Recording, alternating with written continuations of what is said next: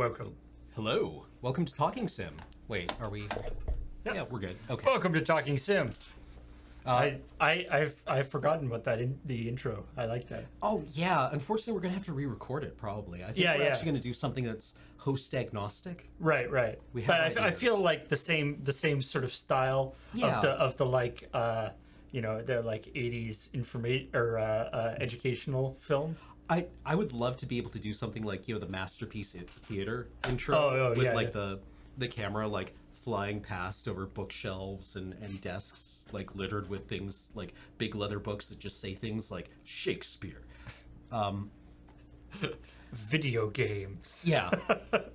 But hey, welcome to Talking Simulator. Is this the first time? No, it's mid-January. We've had several. I'm Cameron. Joining me And- this week is Paul. Yes, Corey is away this week, and so I took the opportunity to come and hang out with Cam and talk about a game that I am interested in. Yeah. So why don't you tell us a bit about the Manhole? So this is a game, and I use the term loosely, and I'm sure we won't go too deep in. I'm sure you and Corey and you and Alex have done a lot of discussion about what is a game and what is not, Right. considering the name of the show. But Right. I think this may be considered to be like one of the OG sort of walking simulator type games. Of course, Right. that wasn't even A term. a term at the time, but it's a game made by Cyan that became Cyan Worlds and that became nothing, I think. Became Presto, maybe, I don't know. Right. They got bought and then bought and then bought and then Yeah, and then Who knows? reconstituted and made Oblivion. Right? Or not Oblivion. That's a different game. I was like, really? Yeah, no, they totally went on to make Elder Scrolls Oblivion. But anyway, so this is Abduction, right? this game was made before Myst, which is the game that you probably know Cyan for best, considering it's up until The Sims. Myst was the most selling game like of all time. I think The Sims beat it, and then various other games have beaten it since. Right, but, right. But yeah, it's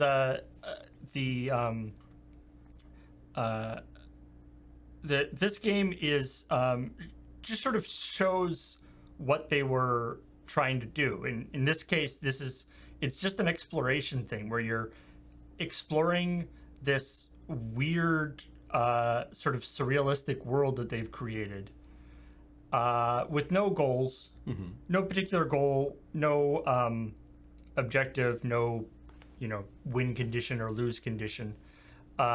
It's just basically they thought that they created this totally bizarre world, and you can look around in it. And so you can see how they basically took the same system, and then in say Myst, Right. they added like an objective and gameplay elements in terms of Right, like puzzles puzzles. and things, and they actually have a real game. All right. So yeah, this was terribly influential for young Paul. I think I probably around 11 or 12 Right. had this. I had the original version on my Mac Plus at home, which was, I think it was split onto 6 discs. That's It's enormous. Yeah, it's a substantial game at the time. Yeah.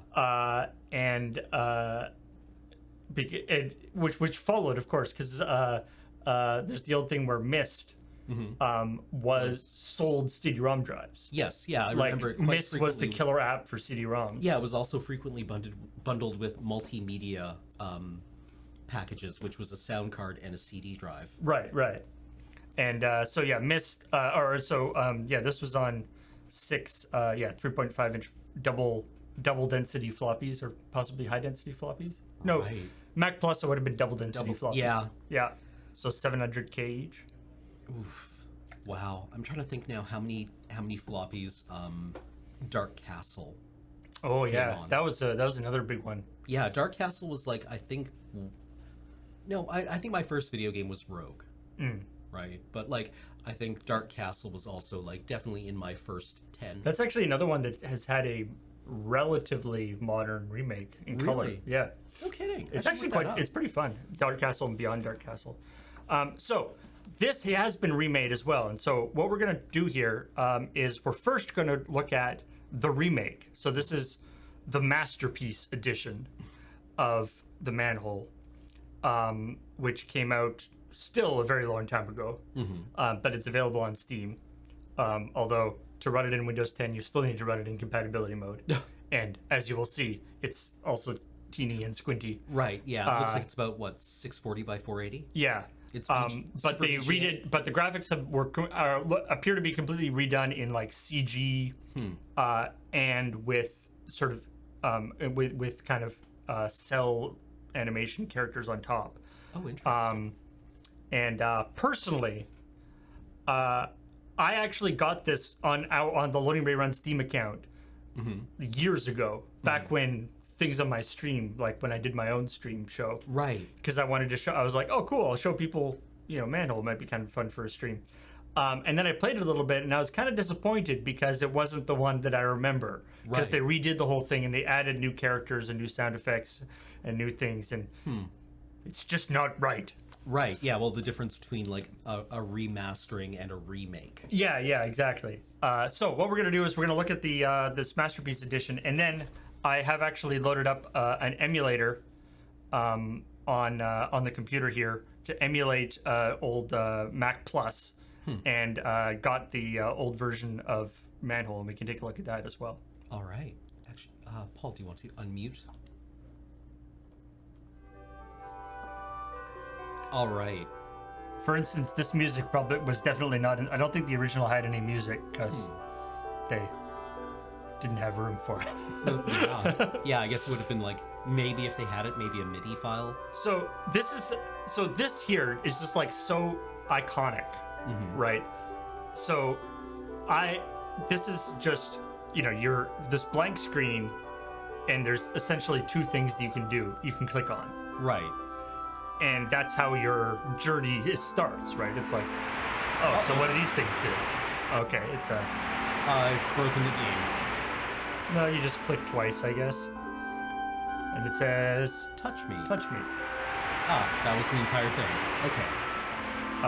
But I think you can click other places on it, perhaps,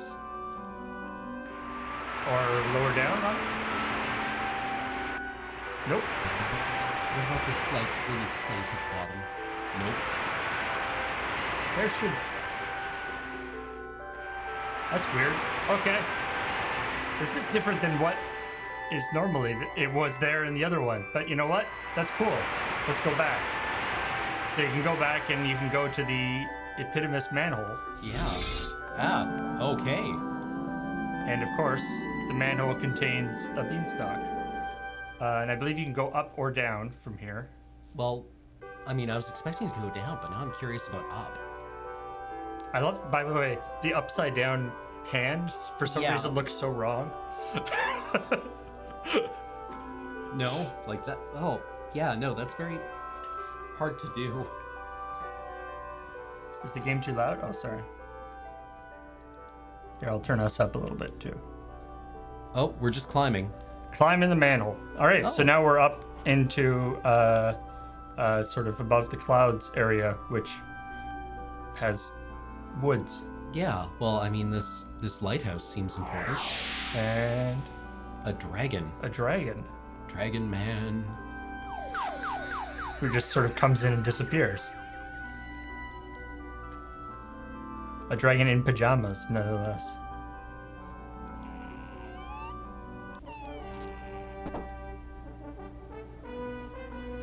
I should definitely investigate more manholes. Hello. It's wet, so take your pink umbrella. By George, I sure smell something smelly. I think it might be my friend Nellie. Buy your tires, Joe Pirelli. What do you think?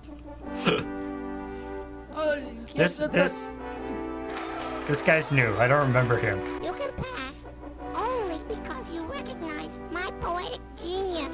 Oh, All right. I'm pretty sure the crackling on the voice there is the recording. That's not your stream messing up everybody. A phone? A phone? Ah. Ah, with phone numbers. This is like almost a puzzle. Yeah. A phone and then a piece of paper right beside the phone with phone numbers. It's Yeah, like this almost gameplay there. element. Shall we call someone, Mr. Penguin? Sure. 555.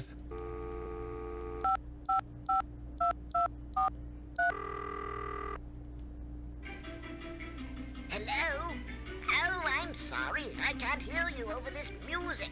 I'm taking dancing lessons, you know. All right. What about... This is like one of those, the circle thing where you like pull, or where there's like the phone and you hold it up and push a button. But like, Yeah. Yabba dabba doo, I like talking to you. Yeah, exactly. The rotary dial, and it would just have like one voice line. Oh, hello, my friend. I'm not liking to talk on this telephone. Please to be joining me in the tunnels of water.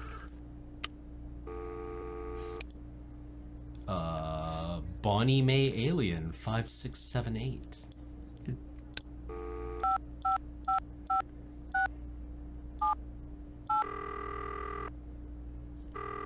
Is it?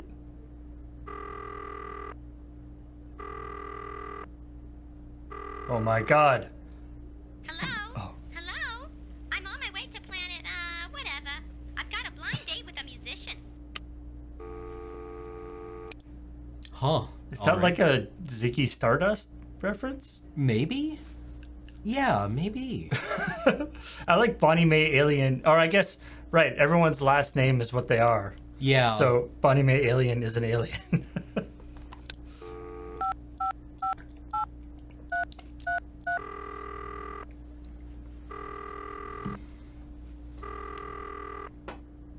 It is I, keeper of the sacred forest, a protector of the magic door. Huh. Okay. This is definitely like random people in the In the office doing a funny voice. Yeah.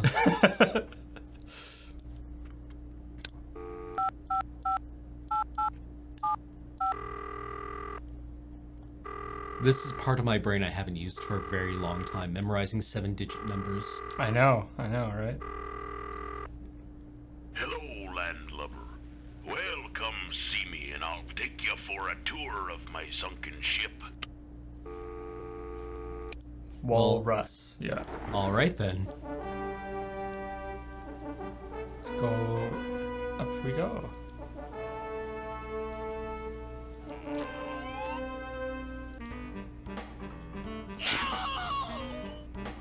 I guess I shouldn't click on the fire then. Hi. Did that pig bother you with his poetry? You must always humor him. His brain is very small. This is also different from what I remember. There was definitely not a rhino at the top of this. I love to sleep while standing on one leg. I was a flamingo in a previous life, you know. I love to There's sleep the- while standing on one leg. The certain I was a sort of flamingo in a surrealness previous life, you know. of the thing where it's like, okay, cool. Mhm. We're going up. Hello, my friend. Come down from there. It's useful you to learn to navigate these waters. So we went Up we went up a beanstalk and then up a a lighthouse, well, I think it was like a tower. a tower, right? And now we're in. And then you sort of look over the tower, and now we're going into like waterways, yeah, it has kind of like a vague, sort of like dream dream logic. logic to it, or a dream sort of connections thing. You can see the little Yeah. guy. So it's like a now. So what was a tower is now like a chess piece. Yeah. Oh, that's interesting. It's Yeah, like a 'cause castle. It's a rook. Yeah. Yeah.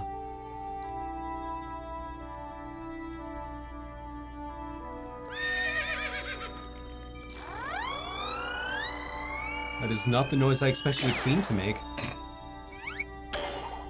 Or a king. Oh, there we go. Yeah. The knights make horsey noises. Rook versus castle. Whoop. Whoa. I think there may be some timing issues here. That cymbal crash. I wonder if that was a Mac synthesizer element, because I remember that happening a lot in early Bungie games. Oh, interesting. In that Myst particular soundtrack. that particular sound bite. Yeah. I'm sorry, my dear boating companion, but the large size of my boat combined with the small size of the labyrinth at this point in the maze makes turning around impossible. Whoa. Yeah, it looks like there's some slight timing issues in terms of running on We this cannot computer. Go that way. The currents prohibit our passage in that direction. Please move straight ahead. Oh my, there's a tiny boat in my teacup. And you, Mr. Elephant, you should know better. He has carrot-based wallpaper. Oh, Whoa. now you're back here. Okay. Yeah, that's definitely not supposed to go that fast. All right, let's all just forget about the fact that we were just in a giant rabbit's teacup. Maybe we were very small. Okay. Were you always very small? Possibly.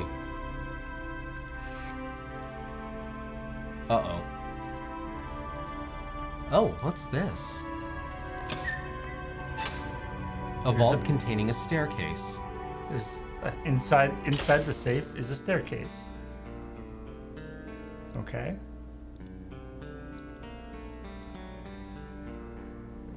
Wait, are you you're back up here? Yeah, this is outside the... This is like the other. This is around the back of the Yeah, the tower. tower, I guess. Well, I guess down a manhole. Yeah. Who is this fellow? Hey, Oh, it's the dragon. dude. Y'all too cool. Me? Wait, was that, he called you too cool? Is that like an insult? I don't know.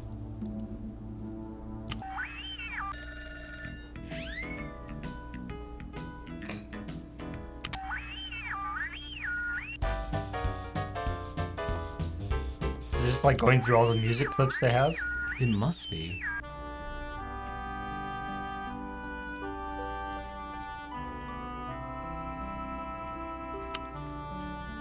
Oh, is there video now? There's supposed to be video. Oh, hello. It's worth noting that in order to get this to work on the computer, I had to install QuickTime. Wow. Yeah. Can we... Oh, we can see different Different characters. Because of course. Whoop. I'm really not accustomed to visitors in my elevated abode. The Did you just get pressure sucked is into the getting TV? all mine. I may have. Yes. We went through the TV and now we're someplace else. All right. I'd like He was he was trying to learn how to dance, right? Right, yeah. That's what he said on the phone, anyway. And now he's in a cage. That doesn't seem very kind. No. Oh. We could have looked up this entire time and he would have been there. Oh. Because that's the safe. The old players never look up thing Yeah. applies. Gamers can't look up.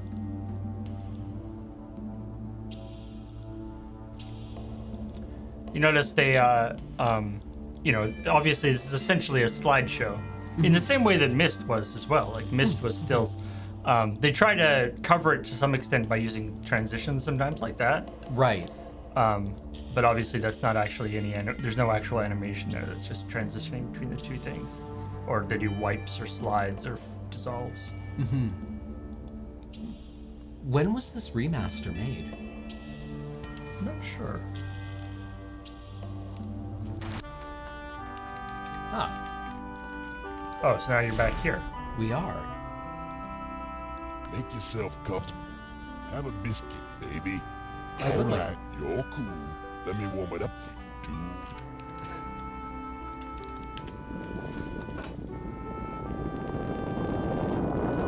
Oh, that's good. dude. Whoa, baby. What a shame. Make yourself comfortable. Have a biscuit. That is how I make myself comfortable.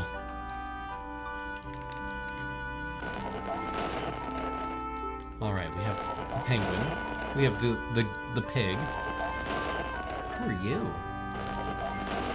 The rabbit with his teacup. The rhinoceros. A turtle. The walrus sea captain. I assume this is the alien? I guess so. And the elephant. Oh, and there's the... Yeah, So I guess this is probably also like a warp thing to just get, like, you could walk to those things or you could just go through the TV. yeah.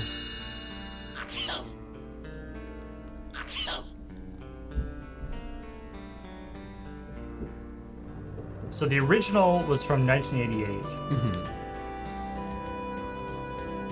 I'm just looking on the Steam page.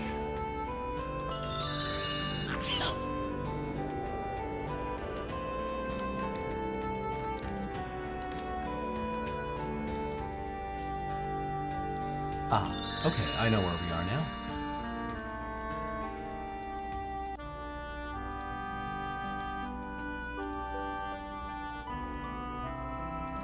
$1995 was the CD. This is the CD-ROM Masterpiece Edition. Oh my. So this would have been before Myst, even. The re-release.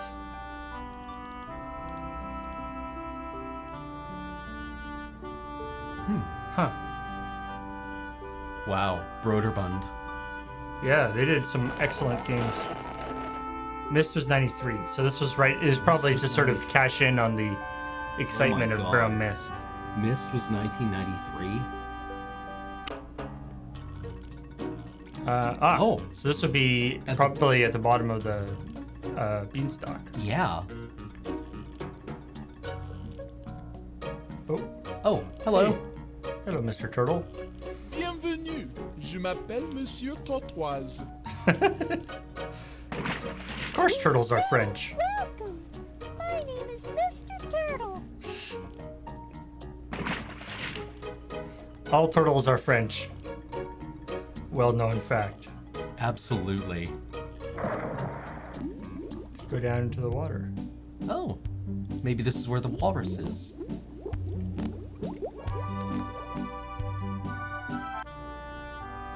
Yeah, there we go. Oh, yes, it's you. Well, make yourself comfortable while I take my nap. I thought you said we would take a tour. Such a liar. Ah, there's his phone. And a notepad. Ooh, Oh, and he's- Molly. He's got a whole set of things as well. So, 665.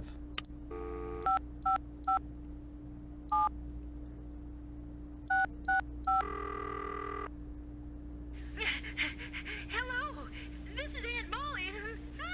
There's no one there. And I had to run all the way down the stairs, too.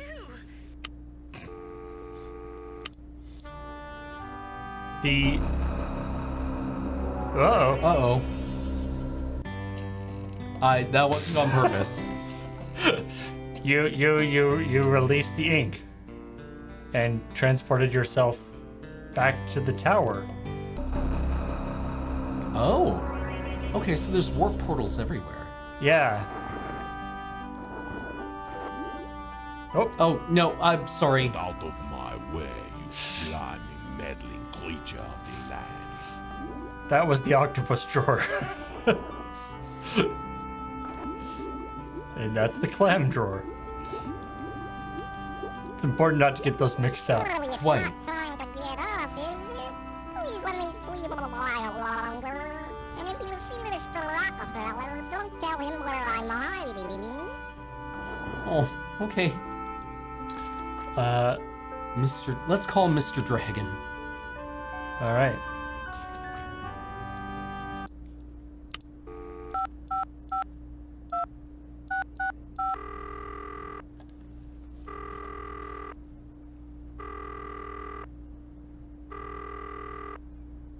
Hey, dude, thanks for calling. Whoa, baby, I gotta go. My biscuits are burning. It's definitely like an answering machine message. Yeah. Whoa, I gotta go. My biscuits are burning. Leave your message after the beep. All right, 7636.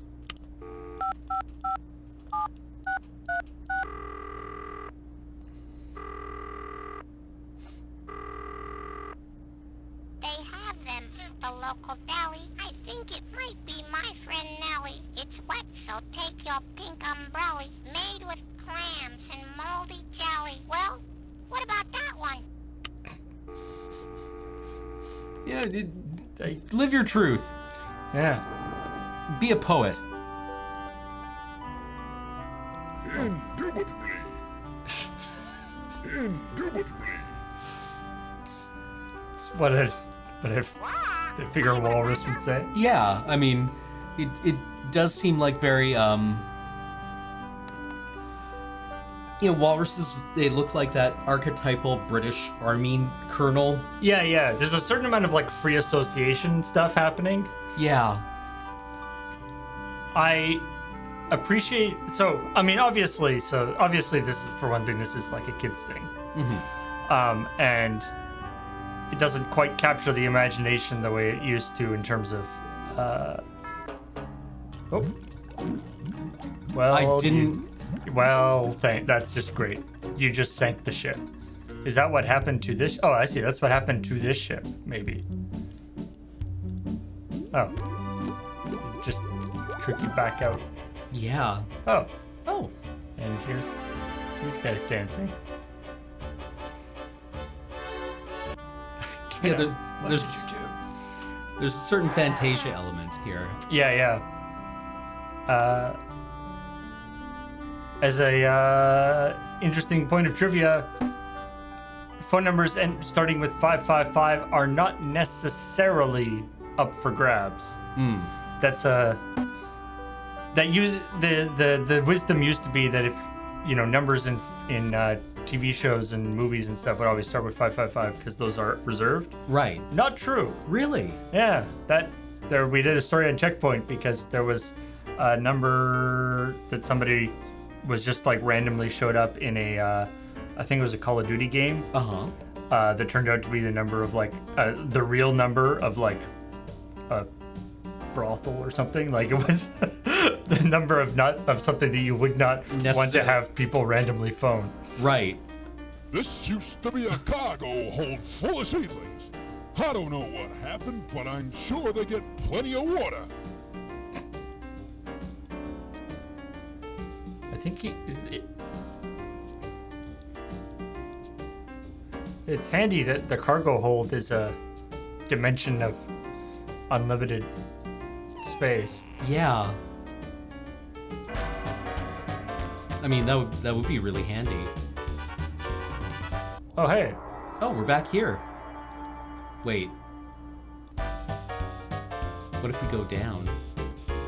Ah! I think this is a different walrus. Press the down arrow and we'll get on our way. The other walrus had a tattoo. Oh, okay, yeah.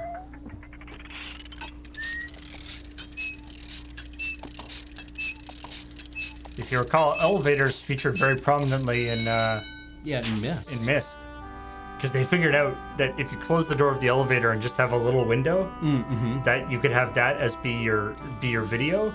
Is the window. Yeah. And then have it looked like stuff was going by, and they could get away with a lot smaller video. Ah. Oh my god.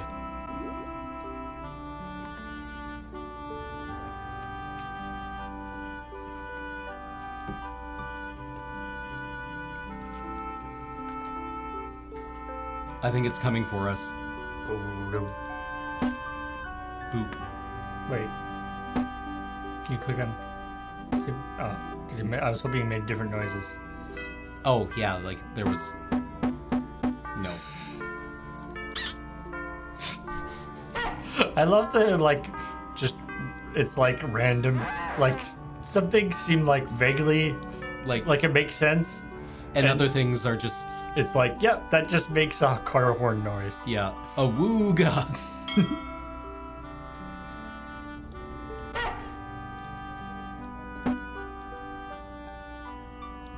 Well, let's... Oh, wait. Hold on. No. Let's take the up elevator.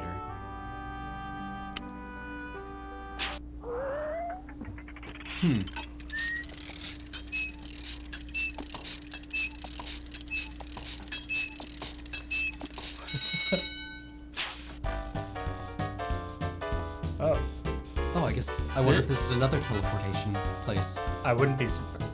So we haven't seen the alien yet. Yeah. Does she do anything? Nope. It appears to be just a gallery. Just a gallery.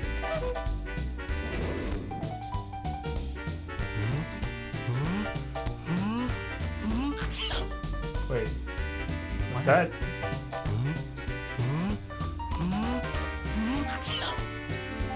Oh. Gotta file a bug report. Yeah.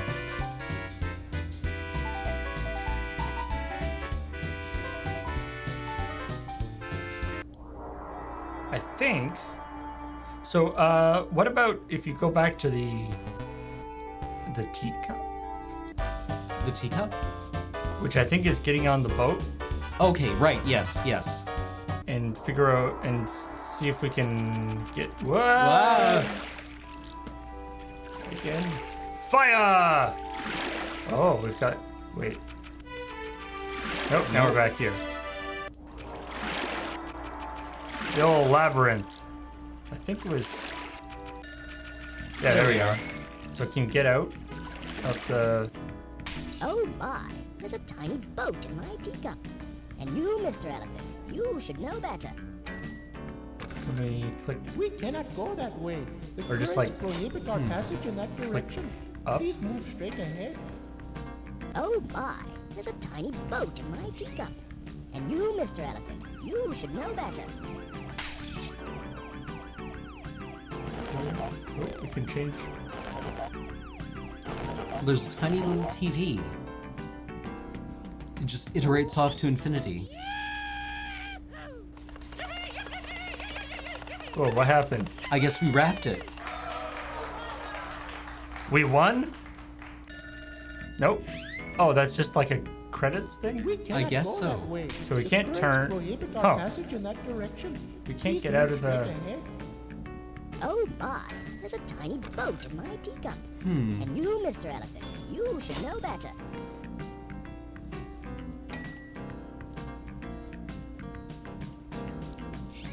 Yeah. Seems like you should be able to get out of this teacup somehow. Yeah. I don't know. Because now we're back here.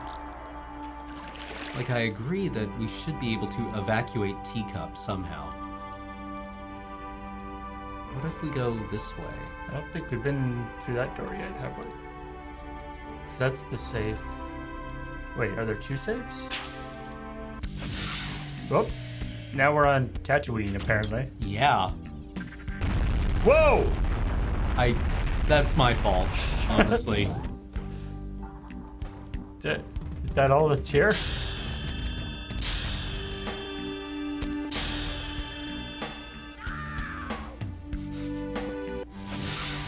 Oh yeah, and in the apparently the only way to open that door is to set the Volcano off. volcano off. So this really feels like an interconnected series of, like, events. Yeah, yeah. Oh right, there's a in the how about go to the dragon's room and the TV in the dragon's room.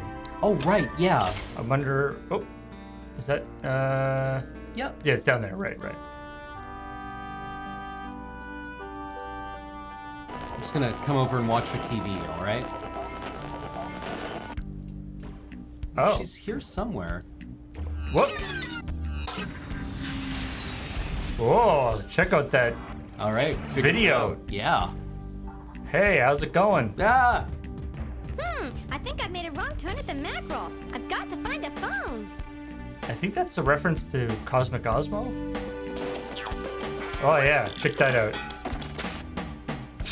Goodbye.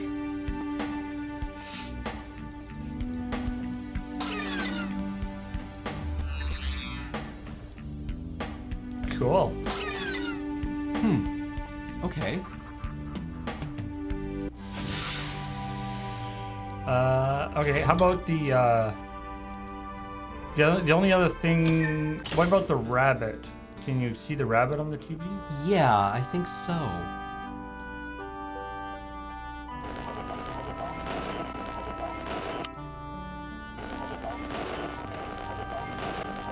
There we are. Okay, yeah. Whoa!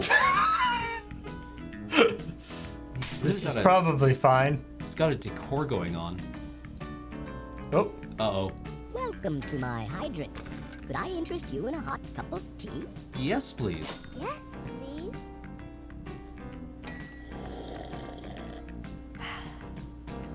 Thank you for the tea. Hopefully we're not just stuck with that on the screen now. What is he watching? 2:15 p.m. Hey, that's It correct. is. Wow. It can see our... Apparently that's just stuck on this area. Oh, that's the logo of Cyan. Oh, it is. Right. It's like the intro of the game. Boop.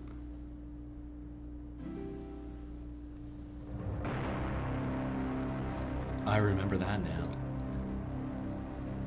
Yeah, where the tower point, the tower rotated to form a C. Yeah. I was like, oh, I get it. Oh, there you go. Mist. It's the intro to Mist. Much like everyone in 1995 who was playing Myst. He's watching the making of Mist, apparently. Oh. Right. This is the one I was telling you about yesterday, where they walk in on the composer. Oh, yeah. And he's playing, Prince of Persia. Wow. This is actually like a full video of making of Mist, but made teeny weeny. Yeah.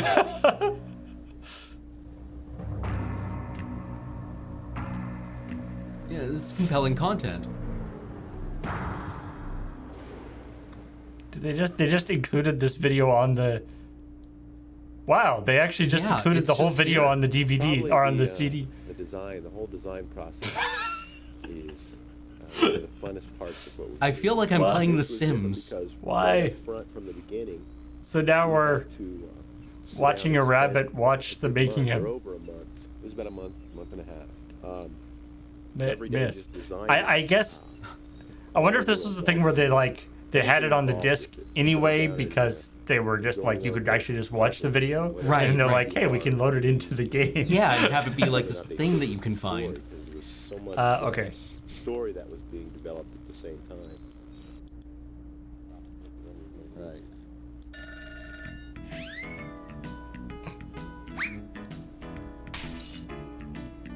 Excellent. Let's make sure we have all the weird slide whistle sound effects.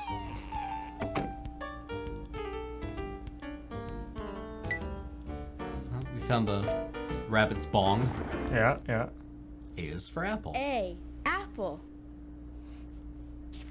The B. Boat. rabbit is apparently learning his letters. Good for him. Kid. Yeah, you gotta get your GED, I guess. D. Doll. E. Elephant. F. Frog. G. Goof. That is not something you call anyone in Canada. H. House. Oh, come on. Ice cream. J. Jack in the Box. K. King. Down with the monarchy. L. Lion. Did they use xylophone or X-ray? Yeah. Oh, yeah, those are the only two. M. Moon. I think Dara O'Brien had a bit where it's like xylophone, X-ray. The only other word I can think of that starts with X is like xenophobia. Yeah. Which is not a great word for a kid's book. Yeah, it's hard to tackle the, it's also, you know, a slightly more Newspaper. complex word to enunciate. Hey, O for Osmo. I feel like that's not a general... O. Cosmo. P. Pencil. Yeah, the great generalized. What does an X sound like? Yeah, thing. yeah. You know, it sounds like xenomorph or Chi or X-ray. Q. Yeah. Question mark? C, Q, and X. All useless letters. Mm-hmm. R. Rocket. S. Sad. Oh. S. Sad. S. Sad. I feel. I'm sure people have done it before, but Jane. doing an entire like phonetic alphabet out of, words that have like silent letters Oh. starting them Yeah. is U. entertaining. Umbrella. A lot of English. Okay, that's. You got me. You forgot to draw a picture of void. Oh, I get it. Z. Void. W. Wasp. There you go. X-ray. X. X-ray. Oh yeah, we did do a sketch of that. I was trying to remember whether we actually. I knew that was an idea I had. I couldn't remember whether we actually like fleshed out into a sketch or not. Y. Yo-yo. Z. Zeppelin. Now I know my ABCs. Whoa! Oh. So it's Oh, kind it's a of picture there's a of certain the Harry dragon. Potter thing, right? Like Yeah. any picture of a thing becomes that thing.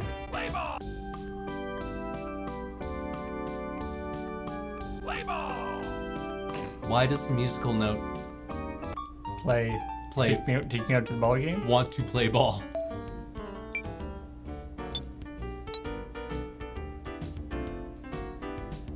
Why not? Ah, yes. Clicking on the couch changes the couch's color. That's definitely like the answer to every question in this. Like, why does this do that? It's like, why not? Ah, So just different kinds of hats. the meta hat. Yeah. He said I want a painting of a hat, but he didn't specify what kind of hat. Whoops. Uh-oh.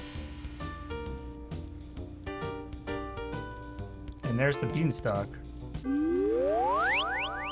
So what's interesting is the rabbits. Yeah, I believe in the original version, the rabbit's house is the fire hydrant, which is why I thought you usually you can go into the Oh. fire hydrant, which is seemed to be what was going on there. But like I think that was supposed to be the fire hydrant inside the fire hydrant, but Okay. they somehow you getting into the fire hydrant wasn't An set option. up properly. Right. All right. Well, I feel like we've got a pretty good rundown of this thing. Yeah. And so, I just want to talk. So, the original version of this was made in a system for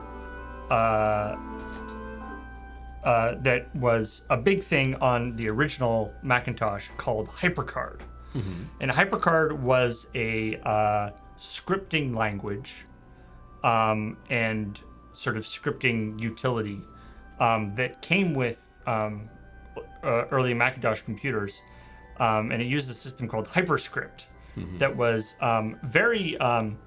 It was a natural language scripting thing. So if you wanted to say, set a variable to 10, you would literally write set, Right. foo to 10. Okay, right. And that's how a lot of the time, and it's one of those things like natural language scripting is one of those things that sounds like a good idea, but anything more than like a fairly simplistic stuff starts getting like kind of dumb because natural Right. language is not actually a very good way of system for programming doing computer- programming. Yeah, because yeah. computers tend to be, natural language has a lot of interpretation aspects to it, which computers don't like. Right. And so, but HyperCard was, so when I was a kid, like I said, grade 11, or sorry, when I was 11, or 11 or 12, I think, my school had a Mac lab, with Mac Pluses and Classics, and they had HyperCard in there. And so, the game of Manhole was hugely influential to me. Just this idea of like, going around and looking at different things. Right. And also, I realized that at the age of like 11 or 12, I realized that it's like I could make this. Huh. Okay. Like right. I can't do the art. Right. But this was fundamentally made by artists, the original version of this. Right. Who didn't really know how to program. They just knew enough to basically link all this stuff together. Right. Okay. Which is very, it's very simple. And so let's look at this original version, because of course, the original version of Manhole and Myst, in fact, was Mac only. Right. Okay. Right. There was a version of Myst that came out for PC fairly quickly. But so the original version of Myst was also made in HyperCard. Now it was a hacked version of HyperCard because HyperCard never could do color. Right. It actually HyperCard was discontinued before they actually figured out how to add color to it. Huh. But people made there were sort of third-party kind of hack plugins to it to add like a color layer to the game to the program that was very kind of weird. Huh. And so originally Myst was made with sort of this weird hacked version of HyperCard. So let's if we actually, do we want to take a quick break? Sure. Yeah, let's take a quick break, and then we'll come back. And we'll come back the, and check out the original one. All right. So be back in just a few minutes.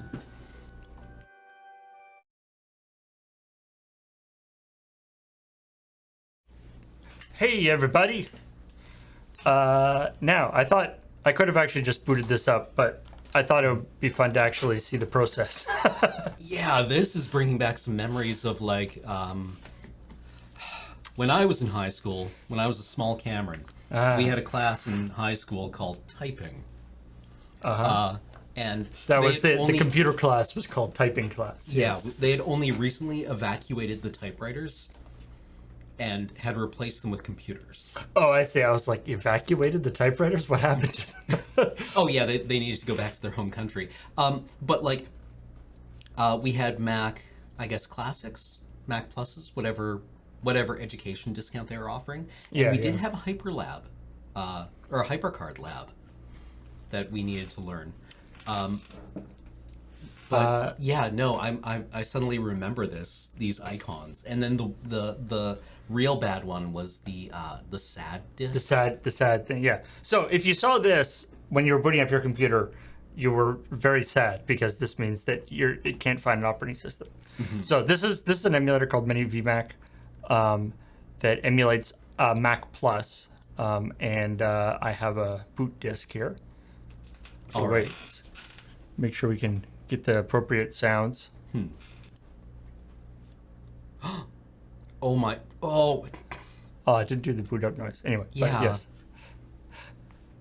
So here's it's got the weird background pattern picture, but then we can say open a disk image I've got here, which has the manhole on it. Neat. So you can see I remember that. This is how the manhole was delivered. Right. It's 6 HyperCard stacks. Each of which are maybe let's try one of the other. Yeah, so 778K. So each one of these would have fit on a double density disk. Yeah. To run on to run on a Mac Plus. That's what this is. So let me just actually make this wait. And I full screen. Here we go. Remember that full screen. The F hole letter F? after the manhole. Oh yeah, the character, the folder. Yeah, the folder character. And so let's see how this looks in comparison to the one we were just playing.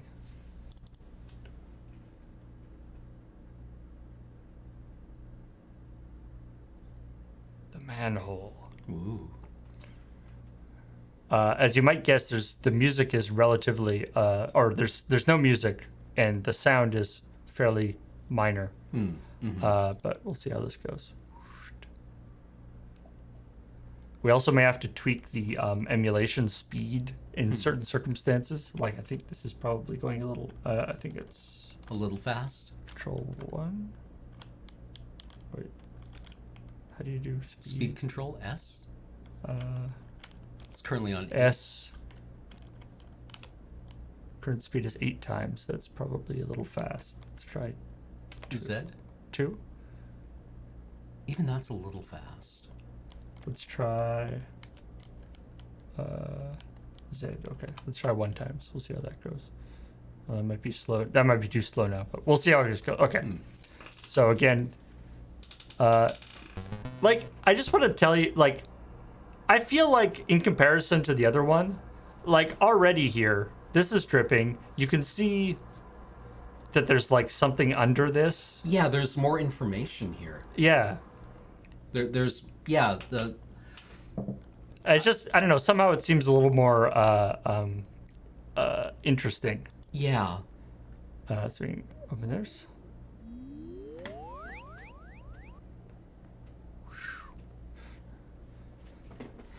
And then so for instance, we can go look at if we go look at this here. It's very similar, of course. It says touch me. And now we're going, in this case though, now we go down into... Oh yeah, okay, so the sense of scale is much more yeah, so this is... pronounced. I am actually going to speed it up a little bit. Let's go...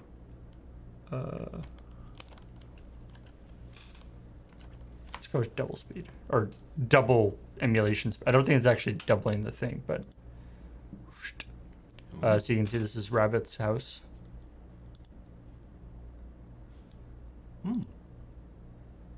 Dearest Rabbit, oh bother, children seem to be wandering everywhere again. They get everything and barely have enough naps. Walrus the Fourth. Huh, okay. Yeah, this is already much... There's a lot more here. Yeah, it just seems much more, so, and, you know, we can see this is the same room, right? We've got the picture of hats. Like a fireman's hat. Or a sombrero. Which plays a little bit of the dance. Yeah. And the ball cap. Very similar looking ball cap. Does this do anything? No. But it's weird to see this like as like an alternate universe version of the thing that you saw. Yeah. In the other version. So you have the book, except this is just they're all here. Right. Wait. Oh. That one boings and gives you a thing. This is...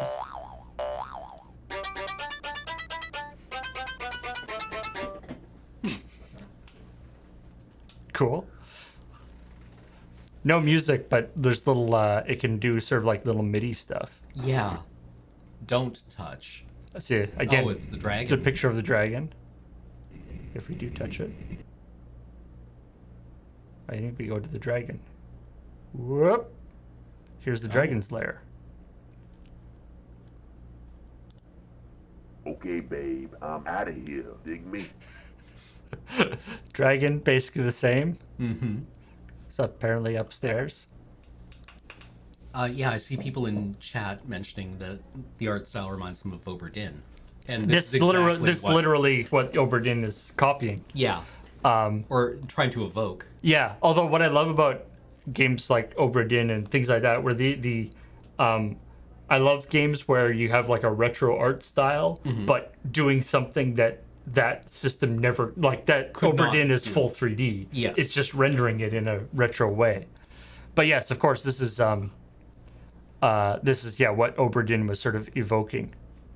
But yeah, so it's the hand drawn as opposed to just like taking rendered stills from a rendered 3D thing. has such a. So now we're back up here. I was thinking, like, when they remade it in 95, that must have actually just been, like, a huge undertaking for them. Because, you know, if you think about it, right, what they would have been able to use is, like, the structure of the game. Mm-hmm. Yeah, basically, like, they just had to redo the entire thing and then just, like, link it together again. Yeah, so they would have had to redo all the art, all the voice lines, all the music. Probably, like, I guess they would have been able to stitch it together using their, the engine they used for Myst, right? The HyperCard hack.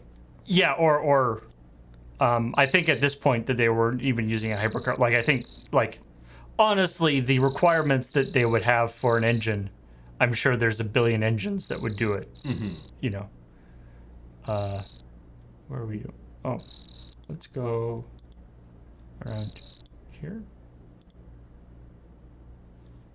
So you can see this is up top of the right, the beanstalk. The beanstalk. There's the dragon. Oh. He's not wearing like a. I kind of like that he looks actually like more like a dragon. He's not just like. Yeah, wearing pajamas. Like the sort of excessively silly cartoony thing. Mm-hmm. And he disappears, which is what happened in the other one. But the sort of excessively silly cartoony thing I didn't really like that much. Mm-hmm. And so we can go into the thing. The stupid pig is in here. There's no telephone. No telephone, no. So like this is literally two pictures that it's alternating between, right? Mm-hmm. Yeah, fairly impressive tricks considering the limits of what they had. And here's the that guy was talking about. Yeah. I used to be a flamingo. Flamingo in a previous life. This is a very iconic line. I love to sleep while standing on one leg. And also, the other interesting thing about this is you can now see, like, this is much more explicitly showing that this tower is sort of connected to the chessboard. This chessboard. And so then we can go over here to this guy. My small boat is your small boat.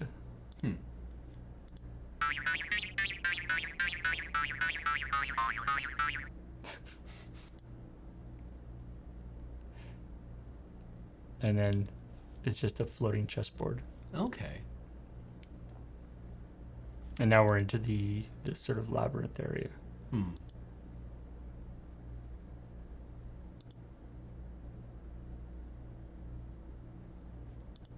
Yeah, it's interesting how much they lost in the remake.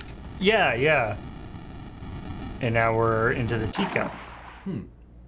With the rabbit up here.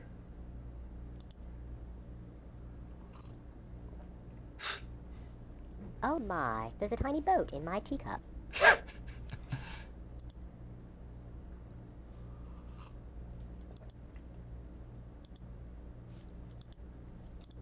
Can you climb the spoon now? Or the straw in a teacup for some reason? Those are always bad ideas. I remember when I was a kid and I tried to drink tea through a straw. It was like having a laser beam. Yeah. I kind of forget. Okay. I like the way they draw the rock somehow. Mm-hmm. It's very earthy. Oh, okay, so there's the vault to the dragons. Yeah. Who is the Oh, there we go. You can look up. And there's the penguin. Different penguin this time. You're still here. I'm very sorry, but I have no tea or milk to offer you.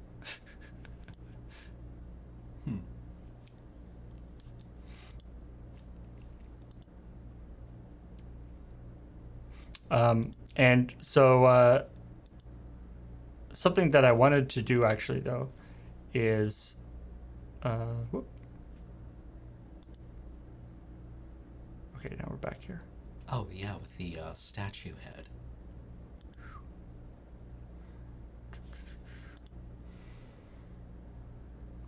And what if we go? Let's just quickly go down. Whoa. Feels very British. I think Cyan is. No, they're American, aren't they? I guess they probably. Yeah, I guess they are. Mm-hmm. Robin Rand Miller. Yeah, I guess they would have been. This is, by the way, I was just looking at the Cyan webpage. Yeah. But and also as the Manhole, the new version of Manhole is available on iOS, by the way. Really? I guess so. I mean, it wouldn't be hard to make in iOS. So let's go down here. Here's Mr. Turtle. Bienvenue. With the French turtle. With the translator fish. Welcome. You said welcome. They don't have enough space to do the entire thing, just little bits. Splash into the water. And then we can go down here. You can see the...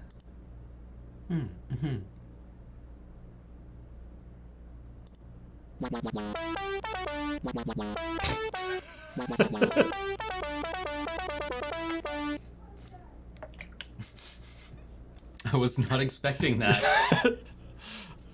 I mean, what kind of music do you think seahorses listen to? Phenomena.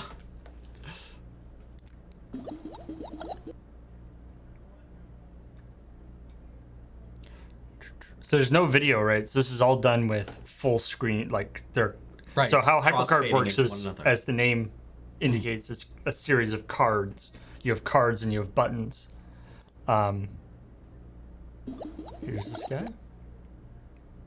Oh, yes, it's you. Well, make yourself comfortable while I take my nap. I like him better than like Sea Captain guy. He's just like, oh, it's you. Very Eeyore. Mm-hmm. Oh, I like his speech bubble. Speech bubble turning into bubbles. Yeah. Oh wait, is there the same?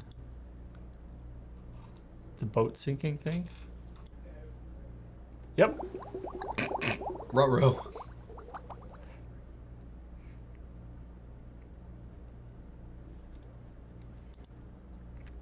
I mean, yeah, as a kid, I think the updated version has more sort of nice sparkly stuff, which ostensibly is the whole point of the operation. Right, yeah. But more entertaining for kids, but there's a certain purity to this that I like. Yeah. Little checkerboard wipes there, by the way. Ooh. And Venetian blind wipes.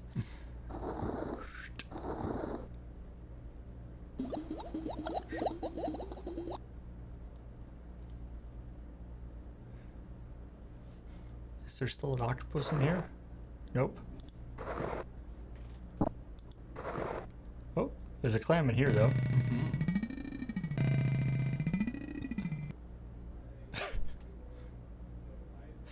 I don't know. There's something about that, like, as opposed to, like, a fully, like, animated little character. Yeah.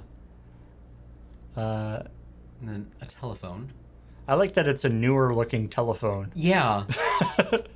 I think my parents had that telephone hanging on the kitchen wall when I was a kid. Oh, right.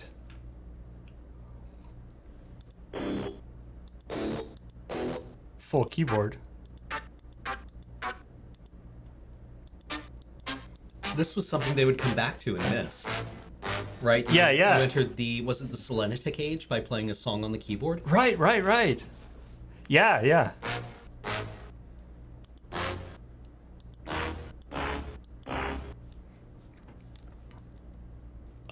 And then you can see there's presumably the notepad has the phone numbers on it. No.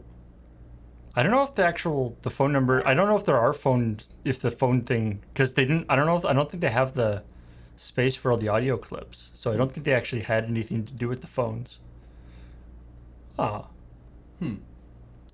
Also, I like that's just text. Oh yeah, you can highlight it. Like, I don't know if there's actually.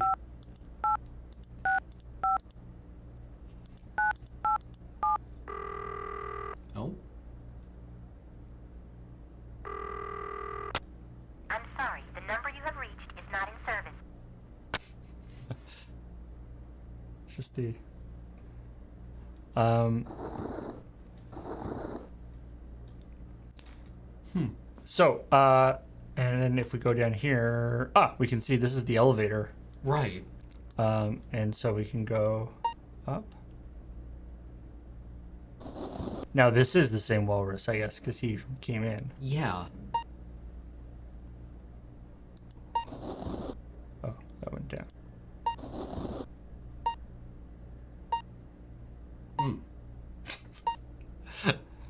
The walrus doesn't appear to be like the elevator attendant. He's just in there with you. He enjoys taking elevator rides. Yeah, he's just like, could you not be a giant animal in the small confined space, please? Yeah, you take a step away, and the walrus is like, "Oh, thank you," and like moves more into the middle.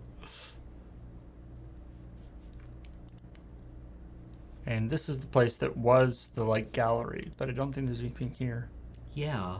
So when I was a kid, like I said, extremely influential, and I don't think I have any of them anymore. I was sort of vaguely looking around for it, but I don't think I have anything from those days. But the image of basically, like, I built so many, and never finished, like, game things by starting with basically something like this. Like, you start with, like, a room with, like, a door and, like, a ladder and then and then I would just, like, start making out, like, what happens when you go up this ladder? Oh, I'll have, like, another room with, like, some other weird thing. Like, I was trying to make this. I didn't know how to, I couldn't draw very well and stuff. But, like, it was that idea of, like, go from room to room and try to do the thing. Right, kind of like how Zork's, like, you're standing in a field. Right, yeah. There's a house to your north. Yeah, it's very much, that sort of style of... what is the text from Zork, actually? Hey. Hello, my friend.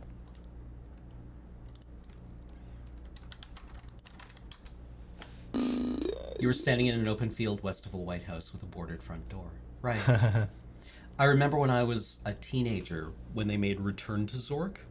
Right. I think there was an ad in a PC Gamer that had that line of text, and then it had the picture of the house that they had rendered for it now. Hello, my friend. What was the ad campaign for? I think it was like a Load Runner or something. There's an ad campaign that, like, when they made like a new version of it. Right. And it was like, remember that game that you got so into that you spent all your time playing it and flunked out of school, and never talked to your family anymore? Well, it's back. Or something like, there's like some line like that. It was good. You can play it again. Speaking of which, I'm playing Warhammer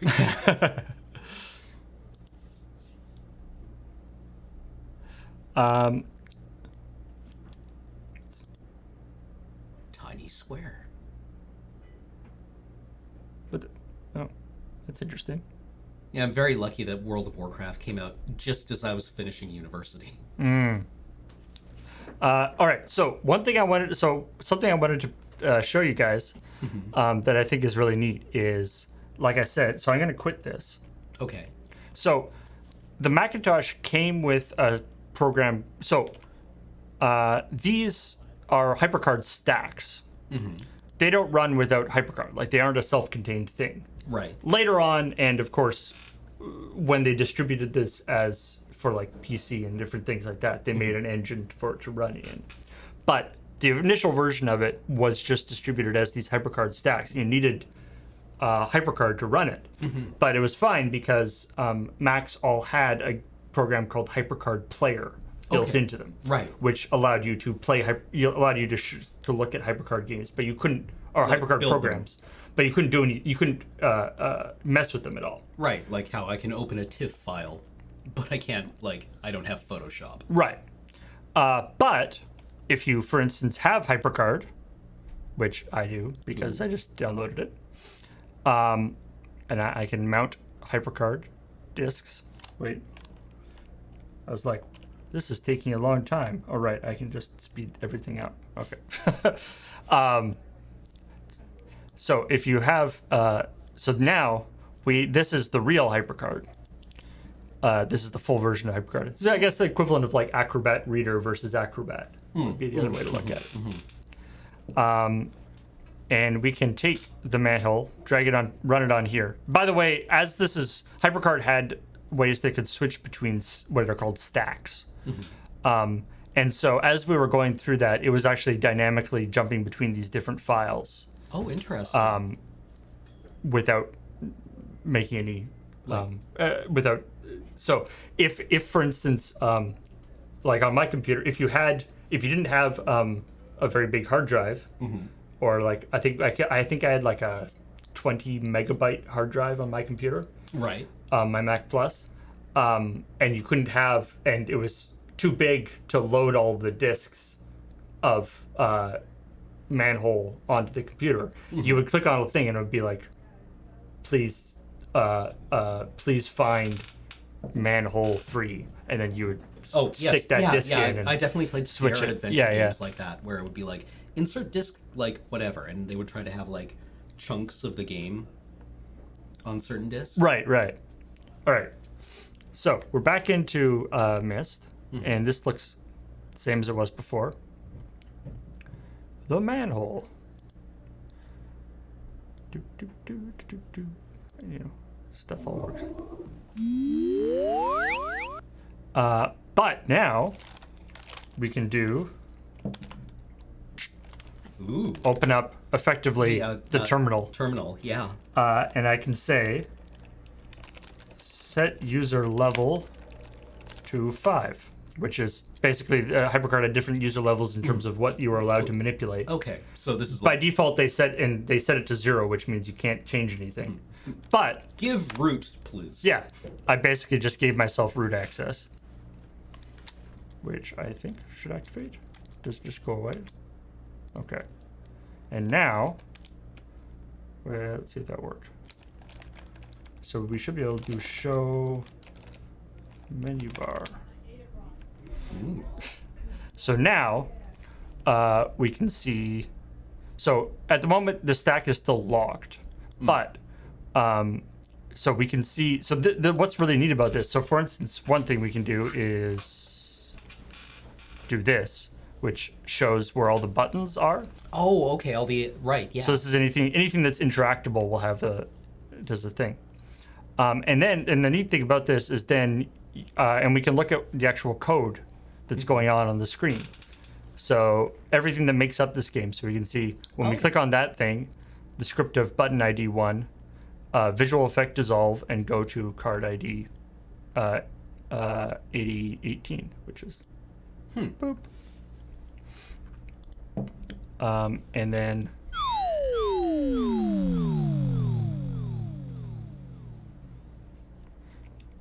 when I was and this is something that I did as a kid, and this is actually part of how I learned how to program with this stuff, right? Is you could actually see what was going on. Right. Yeah, no, this would have been incredibly valuable for like.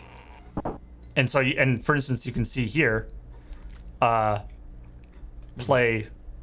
So play door closed at tempo, whatever. Visual effect barn door open slow. So there's a bunch of visual effects built into HyperCard. So barn door open because they wanted to have that effect. And so you go, and it opens. And there's, if we want it, we can look at, what was it? Here, this. So if you remember, this goes. So I imagine it would have like play this. So play fiddle tempo, and then it's just, this is actually a MIDI thing where it's just like literally. Okay, it's specifying the notes. It's just literally saying what notes it wants you to play. It wants it to play. And notice there's no semicolons, no nothing like that. So repeat until the sound is done. Set cursor to blank, so I wanted you to clear the thing. So it knows what those notes are because this is activating. This is activating the internal MIDI controller stuff. Right. Part of the and this was like a Mac thing, right? This is why part of the reason why you could do this was it wasn't you didn't have the stuff with like, well, what MIDI controller do you want to use? Right, yeah, it was all the same box. It's just right. There was interfaces for that kind of stuff. Right, almost like programming on a console now. In some ways, yeah. And you only had one thing that you were trying to target. And we can go in the door here, see him. Oh, yeah. This is him watching TV. That's a really good like talking face. And we can actually see here, and we can see the card info script. So it's on idle, go to next card. So what's happening here is it's whenever the computer is idle, it's flipping between a number of different cards, which are just like, I think it's just 2. Yeah, with the different whiskers twitching. twitching. Yeah, and then the mouth open or closed. You guys were getting really dark there for a second. Was the camera auto maybe adjusting? So you can have that fuzz.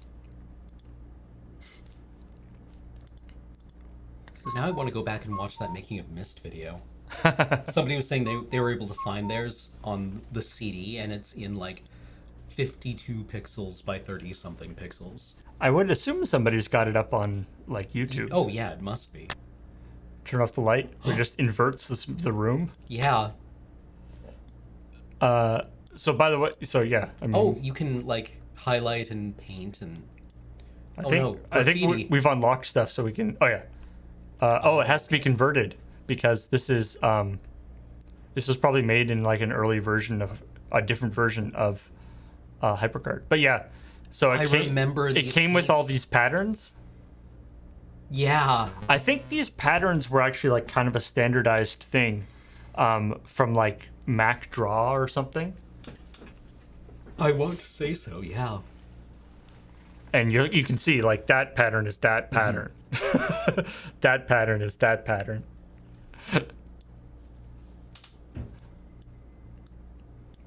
Yeah, wow, okay. I am 13 again.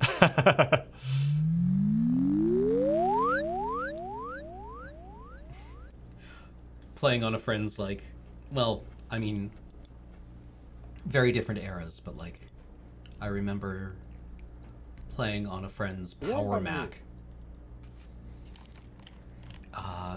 doing Escape Velocity. Oh yeah, yeah. He said welcome. I think so this would have been like a series of see, you notice oh yeah, they're different. We've lost the menu and stuff because we've actually switched to a different stack. Oh, okay. And if we look at this here, we only have like the menu only has a few things. So we can do the set user level again. Oh, this is interesting. I can't actually, I can't write in here because it's continually switching to new scenes. Oh, interesting. I have to get to like a static image. A static image, yeah.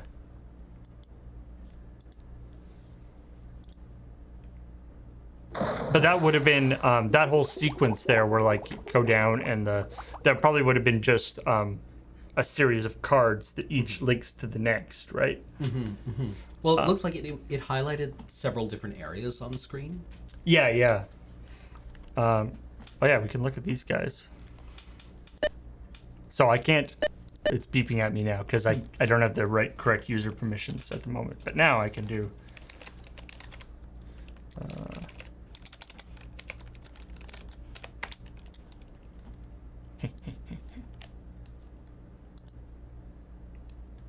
So this is a more complicated one. This is set cursor blank, dissolve very fast, play synth, and then there's the little song that it plays while they dance. Yeah. Oh, and it's a different notation. So I think these will be like rests. I guess. Right. Oh, yeah. G sharp. Yeah, yeah.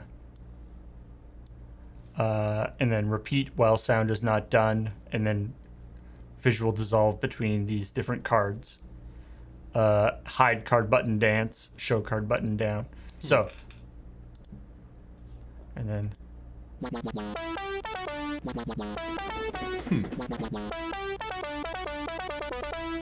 This would have been like Sandstorm or something now, probably.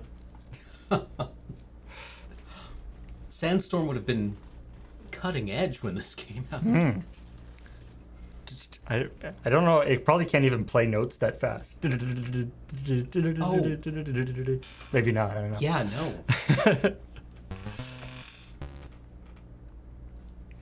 no.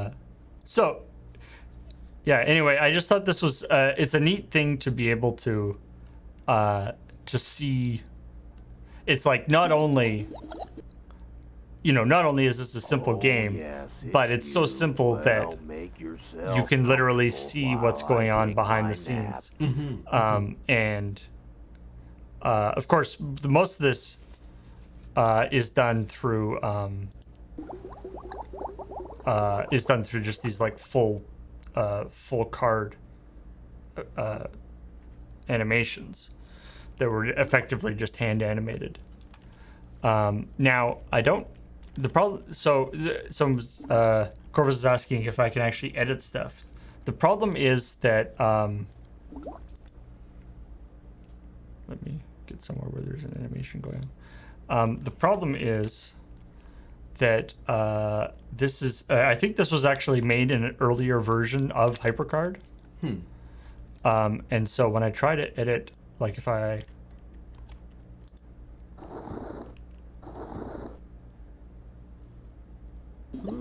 Fish Superboy. So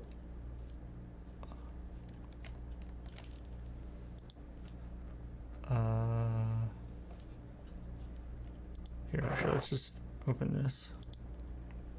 Bring that keyboard back. And so you can imagine that. Whoops. This keyboard is a whole ton of little objects. Tempo. So Field instrument. Play card field instrument. Oh, because it's play, and then what instrument to play is denoted by these here. Oh. So. Put synth into card field instrument. So it's saying set highlight of target. So it's set the highlight of this. Like when I click on this, it says set this to highlight to true, set these two to false. Right, and then basically it's setting a variable, but it's setting a variable that can be accessed by other things on the card. Neat. So yeah, if I go into here, I think I don't think I can change. I wonder how similar this is to like visual novel scripting languages. Oh, like Twine or something. Yeah. I would imagine it's got a similar feel to it. So if I change this to like F, can I change this to like F3? No. Okay. Not. Very similar to RenP. And in fact, on even now on Mac stuff, there's an automation system on Macs called AppleScript.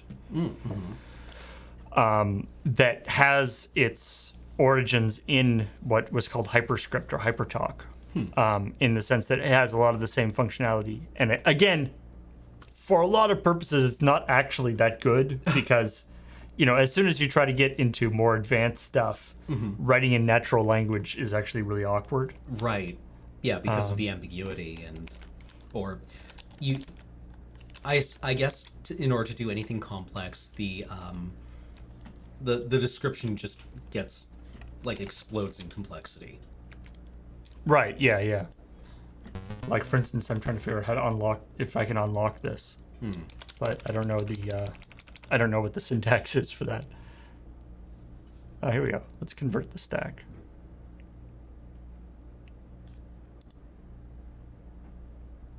Game broken.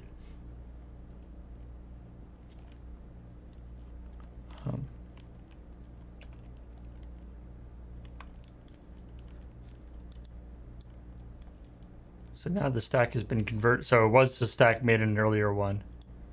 I've now converted it. Can I do something? Let's see.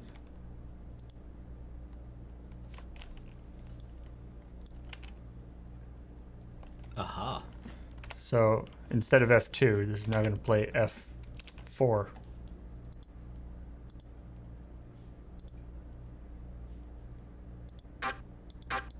Now it's high pitched. Now, if I recall, this is so. Wow. This is the because remember it does the the ink cloud. Ink cloud, and then takes you to like the night sky thing. So what it's going to do here is do a whole bunch of different effects by dissolving between them. Mm-hmm. Then it's going to play a song. And then at the end, it's going to go to this card here, which presumably is the... Right, the teleport.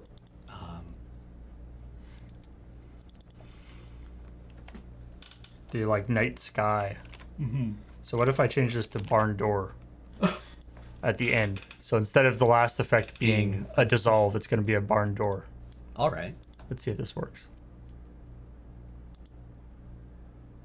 Can't understand this. Oh no. Doesn't know barn door. I thought wasn't it called barn visual effect barn door, door very slowly? Yeah. Yeah, on the fire hydrant. Checkerboard?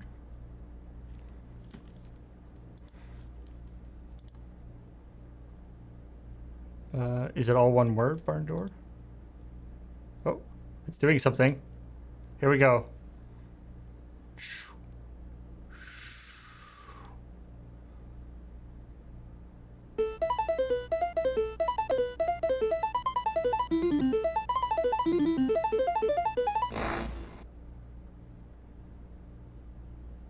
And then checkerboard. Back to here. Yay! Neat. The system works. Or it did work until I messed with it.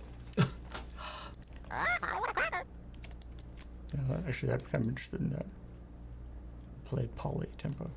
Interesting. So they must have loaded in a sound. That must be I guess that's the thing where you can load in special. Well, yeah, like I remember early Mac games had a lot of like very specialized sounds, right? Like, I mean, Brain, good job, Brain. But like, Dark Castle had, hey. Right. It had very, very small sound samples. Right, speed or slow the polyline. Ooh. A visual effects reference. Tempo 25 D4. Tempo 5. This is very 1994 internet. Barn door That's open appropriate. and barn door closed. Oh, you had to actually specify.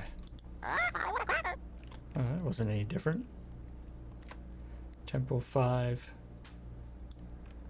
D1. I don't really know what I'm doing here.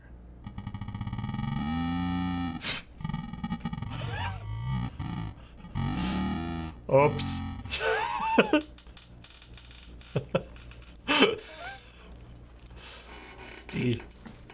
D3.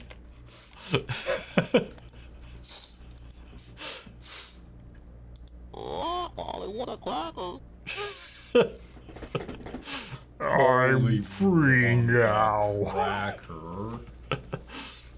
Whole galaxy of uppers, downers. Yeah. So I guess this you can. I don't know what there's tempo and then there's like note. I don't know quite what the difference is or what they do, but anyway. Well, I mean, I guess there's the meta game inside the game, or the toy inside the toy, right? You get the game, but maybe there's also this other sub game that you play against the developers,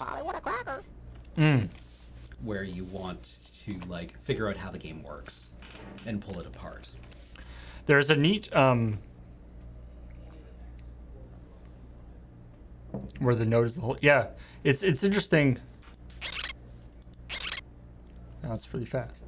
So it's the and then the. It's interesting. I was looking at so you can see there's the. So there's background info. No, there's because of course there's buttons which are these. Which all do different things, and there's card info, which is like stuff that applies to the whole card, and there's stack the stack, which is the entire thing, and so you can see on OpenStack, set user level to 1, so hide menu bar. So they're trying to lock it down here, in a very ineffectual way. Of all things, the typeface. The typeface, really... the font uses. Yeah. Does that even have a name? I mean, it doesn't, right? Like it's basically just the. I mean, the untypeface of. Yeah, I mean Monaco. Yeah, the menu font and stuff on Macs was always Monaco, which was very. This is Monaco. Okay. And then this was Chicago, yes. For a long time. They changed it in OS 10. Right. Rather controversially for people who are Mac fans who are like, everybody's like, good font. But yes, this is Monaco, which is, I believe it's like sort of one of the, it's a fixed width and yeah, monospaced. But it's monospaced and it's also sort of quite small. Yeah, well, like a small number of pixels. Yeah, right. I think it only actually worked in this one size because, of course, this is before TrueType fonts, so you would have fonts at different pixel sizes. Yeah, well, it looks like that S is only 5 pixels high. Right. Right. You can see here. It appears that there's a built-in. Shortcut to go to the boat card. Oh, on tab key, you can just tab back to the boat. Let's see if that works.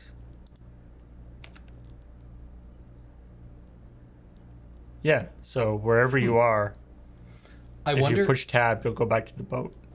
I wonder if there's... Because the elephant also is on a boat. Right. I wonder if there was like a bug in development where they're like, we have 2 boats, and people are like, yeah, we need to call one of them a ship. Because right now they're both boats. Oh, here's the, here's this thing. Does this still erupt?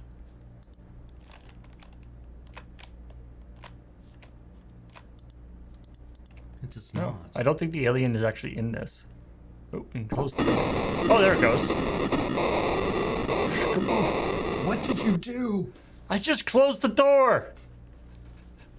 Why? Why did you close the door? Oh god, it's going to a nuclear winter.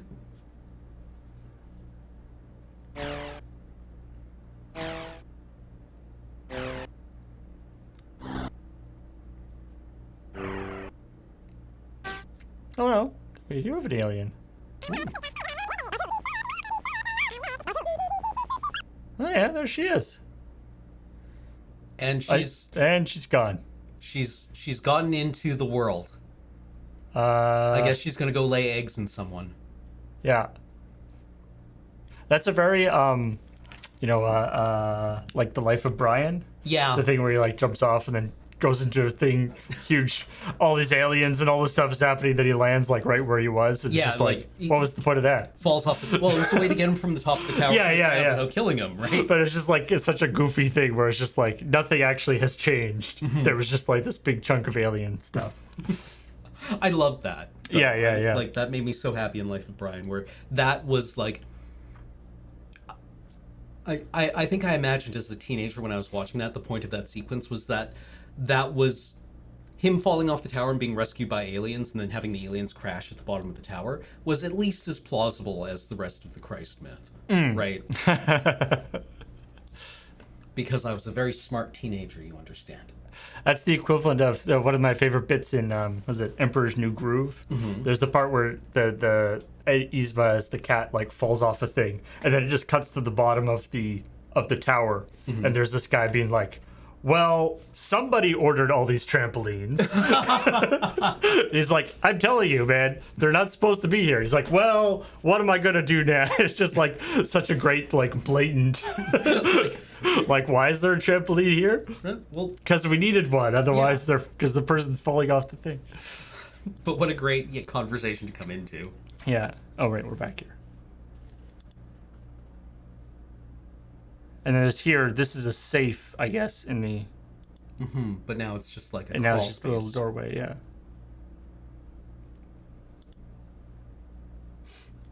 Anyway, I think we're... I don't know.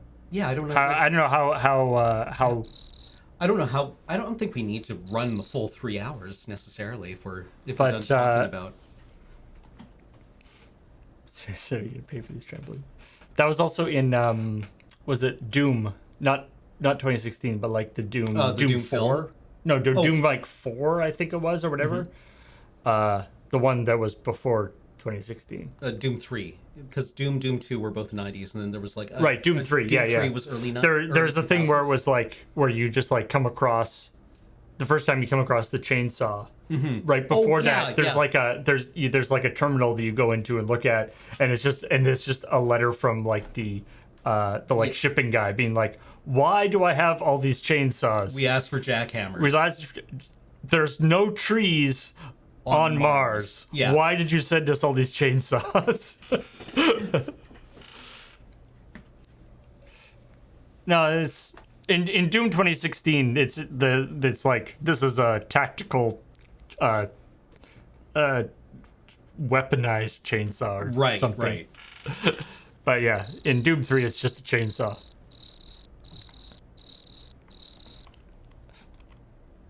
No, I mean, like, so usually we have a so what on Talking Sim, which kind of helps us like put a button on things. What's the point of this? Yeah, like, and that comes from one of my English profs who was like, a lot of you are very good in your term papers of giving me a what, and that's good, but I don't care. So what is why do I care? But like, I guess for this I would just say like there. As kind of like a proto talking sim, this also feels a lot like it's described as a toy on its wiki page. Yeah. Right, which I think is an interesting distinction that skirts the argument because like what's a toy then as opposed to a game? Well, a toy is the thing you play with, whereas a game is something that you play, and I'm like, so I mean, not to get into it like too much, but like I've always differentiated between, and again, not making any value judgments over which is better, but I always I always think of it as like games, toys, and interactive experiences. Okay, right. Interactive experience, I would call this an interactive experience in the sense that it's just something that you that you experience, that you look at, but there isn't necessarily any objective to it. There's no failure state to it. Right. You just kind of like explore this world. Yeah, and it's something that I used to work in a company that designed museum exhibits, and it's something that I would consider, like you have interactive exhibits where people go around, you can have like a system where people look at stuff. And that's sort of what this is.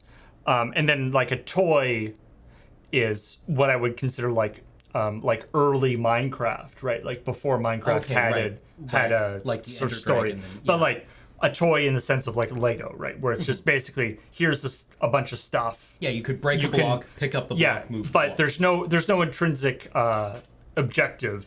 It's just whatever you choose to decide on is the objective. Right. And to me, I feel like those are. I mean, obviously, and obviously there's fuzziness between every categories, all the different categories. But to me, that's sort of a nice way to sort of differentiate between different kinds of experiences. But like, I mean, I just kind of enjoy this as being, especially looking at the later remake. This feels a lot more elegant and a lot less. I didn't mind the pig, but now I think I mind the pig. See, yeah, this is a weird thing to me. Like I was saying, I downloaded the thing on Steam and I was going to show it to people as part of things on my stream, and then I played it for a bit and I was like, yeah. Somehow it's like it's goofy and it's like, well, yeah. I mean, it's like the game is obviously not super serious, but somehow the way it's goofy in the new one isn't quite right. Yeah, it's Okay, babe, I'm out of here. Dig me? Wait, what's the? There's some way to.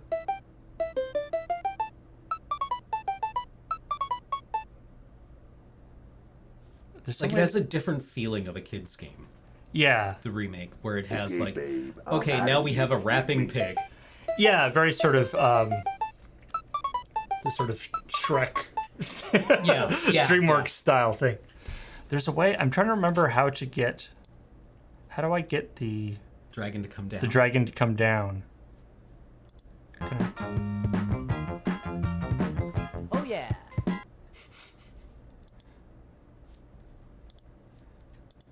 Because I just want to.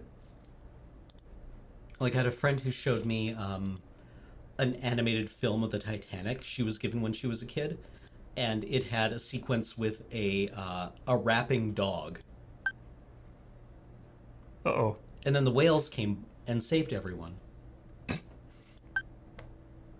Oh, here we go. So yeah, this is the same.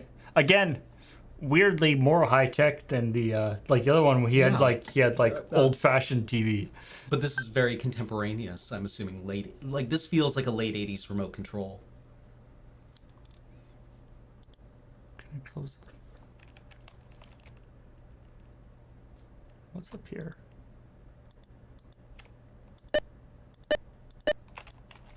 Why are those buttons?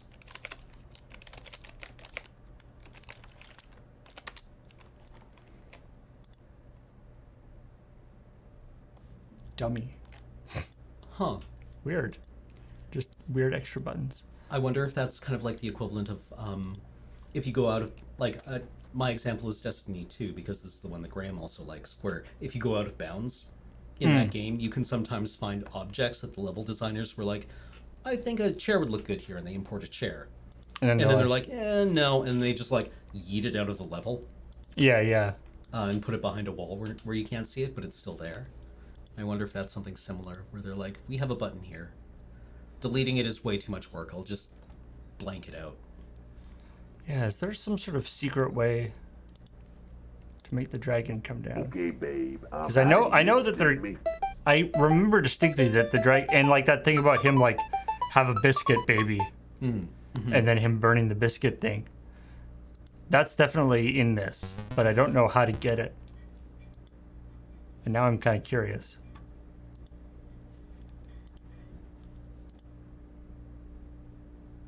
So here's going down the tunnel. I mean, I guess this is some gameplay we're getting into here in terms of this is a trying puzzle. to figure out how to get the dragon to come down. Yeah. Right, and will it be like the Sierra Online version of the puzzle where?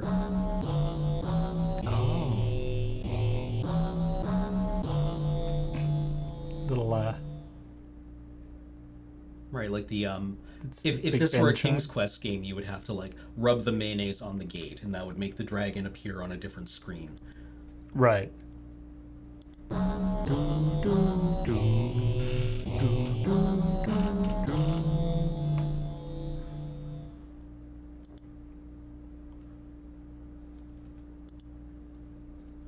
Like I think the classic example of the thing that you can't delete because it seems to make things work is the story of the magic switch that makes the computer run. Oh yeah? Like there was, I forget where it was a lab, and some piece of equipment would only run if this switch that was not hooked up to anything was set to on. Right, and they're like, you can't turn this off, we don't know what it's doing, but it's clearly grounding something in some way. Right, and that was the best anyone could figure out, was the switch was probably grounding something. There's another thing about I remember that there's they were doing like neural network generating circuits.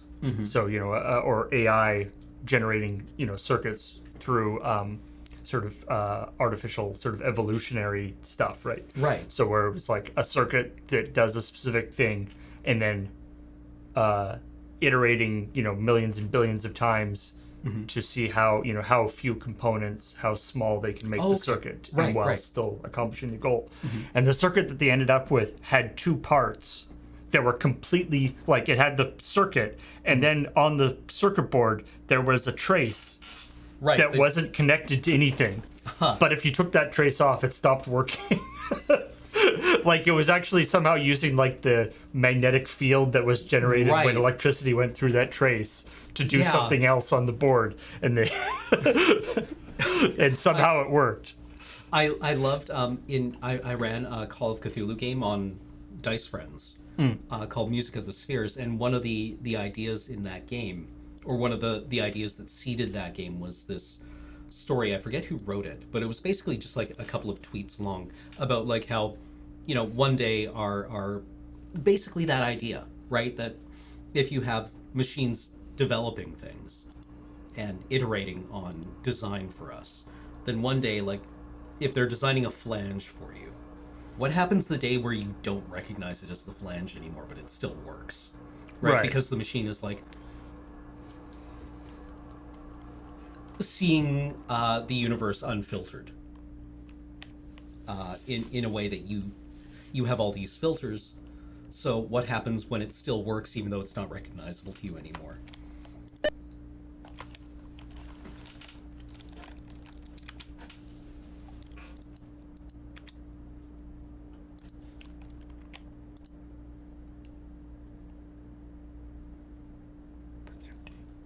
Oh, here we go. So they blank out the TV in case something was going on. Huh. I'm wondering. Ooh, I wonder if.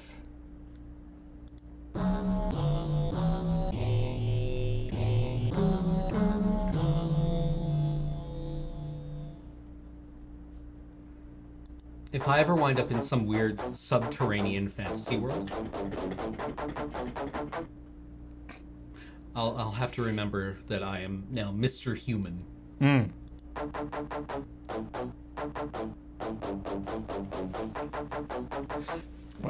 I like the weird like cadence of that. Yeah, it just kind of jumps around a bit, doesn't it? I wonder if there's a like I'm curious if there's like if we like go up to here or go down to, I know that automatically goes. So if we go up to here, what about the? I'm curious if there's like if we check this out,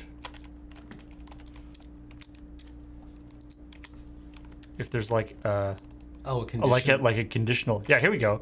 If dragonfly, then go to. So how do we act? Wait. Here we go.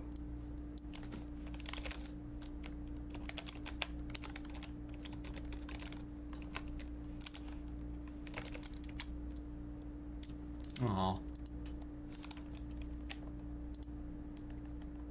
But I really enjoy this looking under the hood. Yeah. Capital F. Aspect of the game. It won't let you cursor around. Go out top of the beanstalk. Make the dragon. Did I already do the dragon flyover thing? Maybe. Oh, maybe not in this iteration because we restarted. Right. That's why. Okay. Right. So if I go over here, you should be able to watch the. There's the thing where the dragonfly. Whoop. Oh yeah.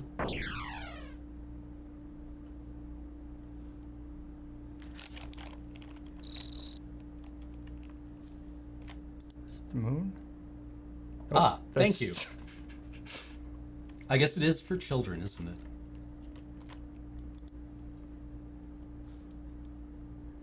Oh, what about the crashed meteorite? I guess I could just call it meteorite.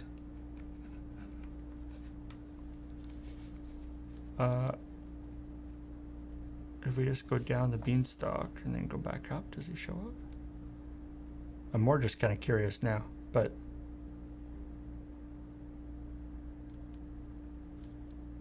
back up.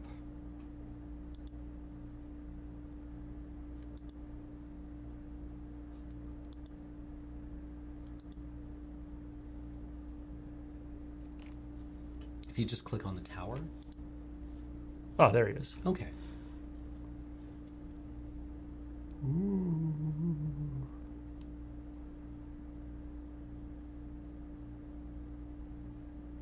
And then he disappears. Sploing. Oh, because we went away and came back, I guess. Hmm. All right, go to the tower. And then we go around back, and then we turn around, and then we go down. Okay, here we go. Wow, he's Leisure Suit Larry. That's way better than the... Hey, buddy. Like the big medallion.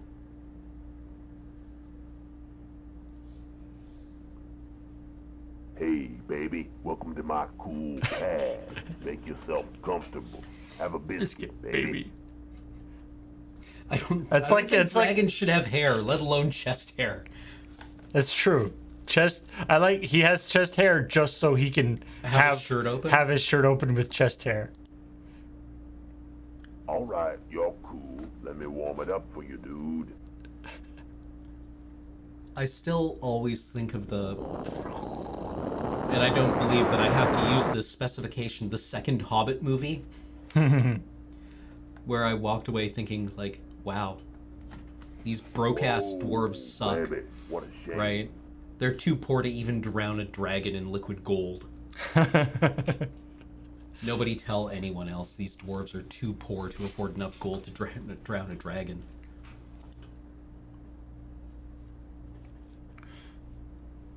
I like his feet are highly questionable. Yeah. There's something weird going on. See, Dragons can't that's where sit in those buttons chairs. are. Oh. Interesting. Wonder why they use the same buttons.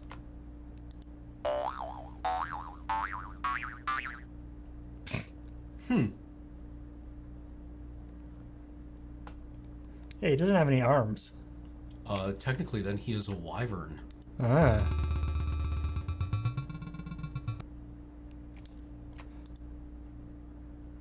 His tail unrolls.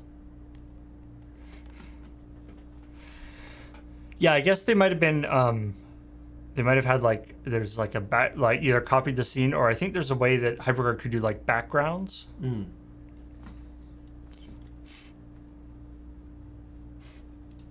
Oh yeah, I bet that's like another sound but played very Slow down. slowly. Yeah. Like we were experiencing with the weird The Polywine Cracker, yeah. And you see buttons, of course, have to be square. And so there's a bunch of buttons For along each his neck, scale, along or for his each neck, spine. because otherwise it doesn't work.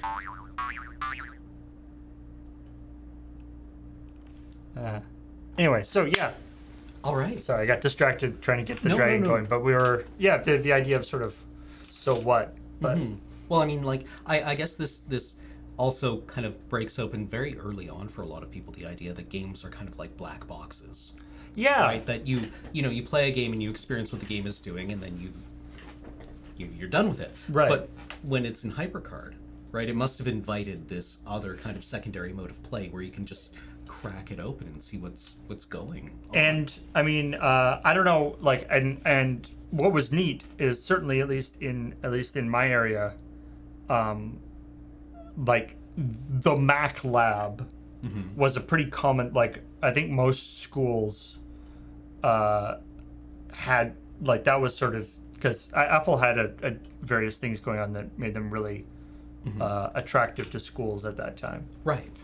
And so, a Mac lab with HyperCard was actually a pretty accessible thing. People, that was the time when people didn't necessarily have a computer at home, but it was actually a pretty accessible thing. There's a neat story actually about like more modern thing, where just about kids operating with where somebody took they took just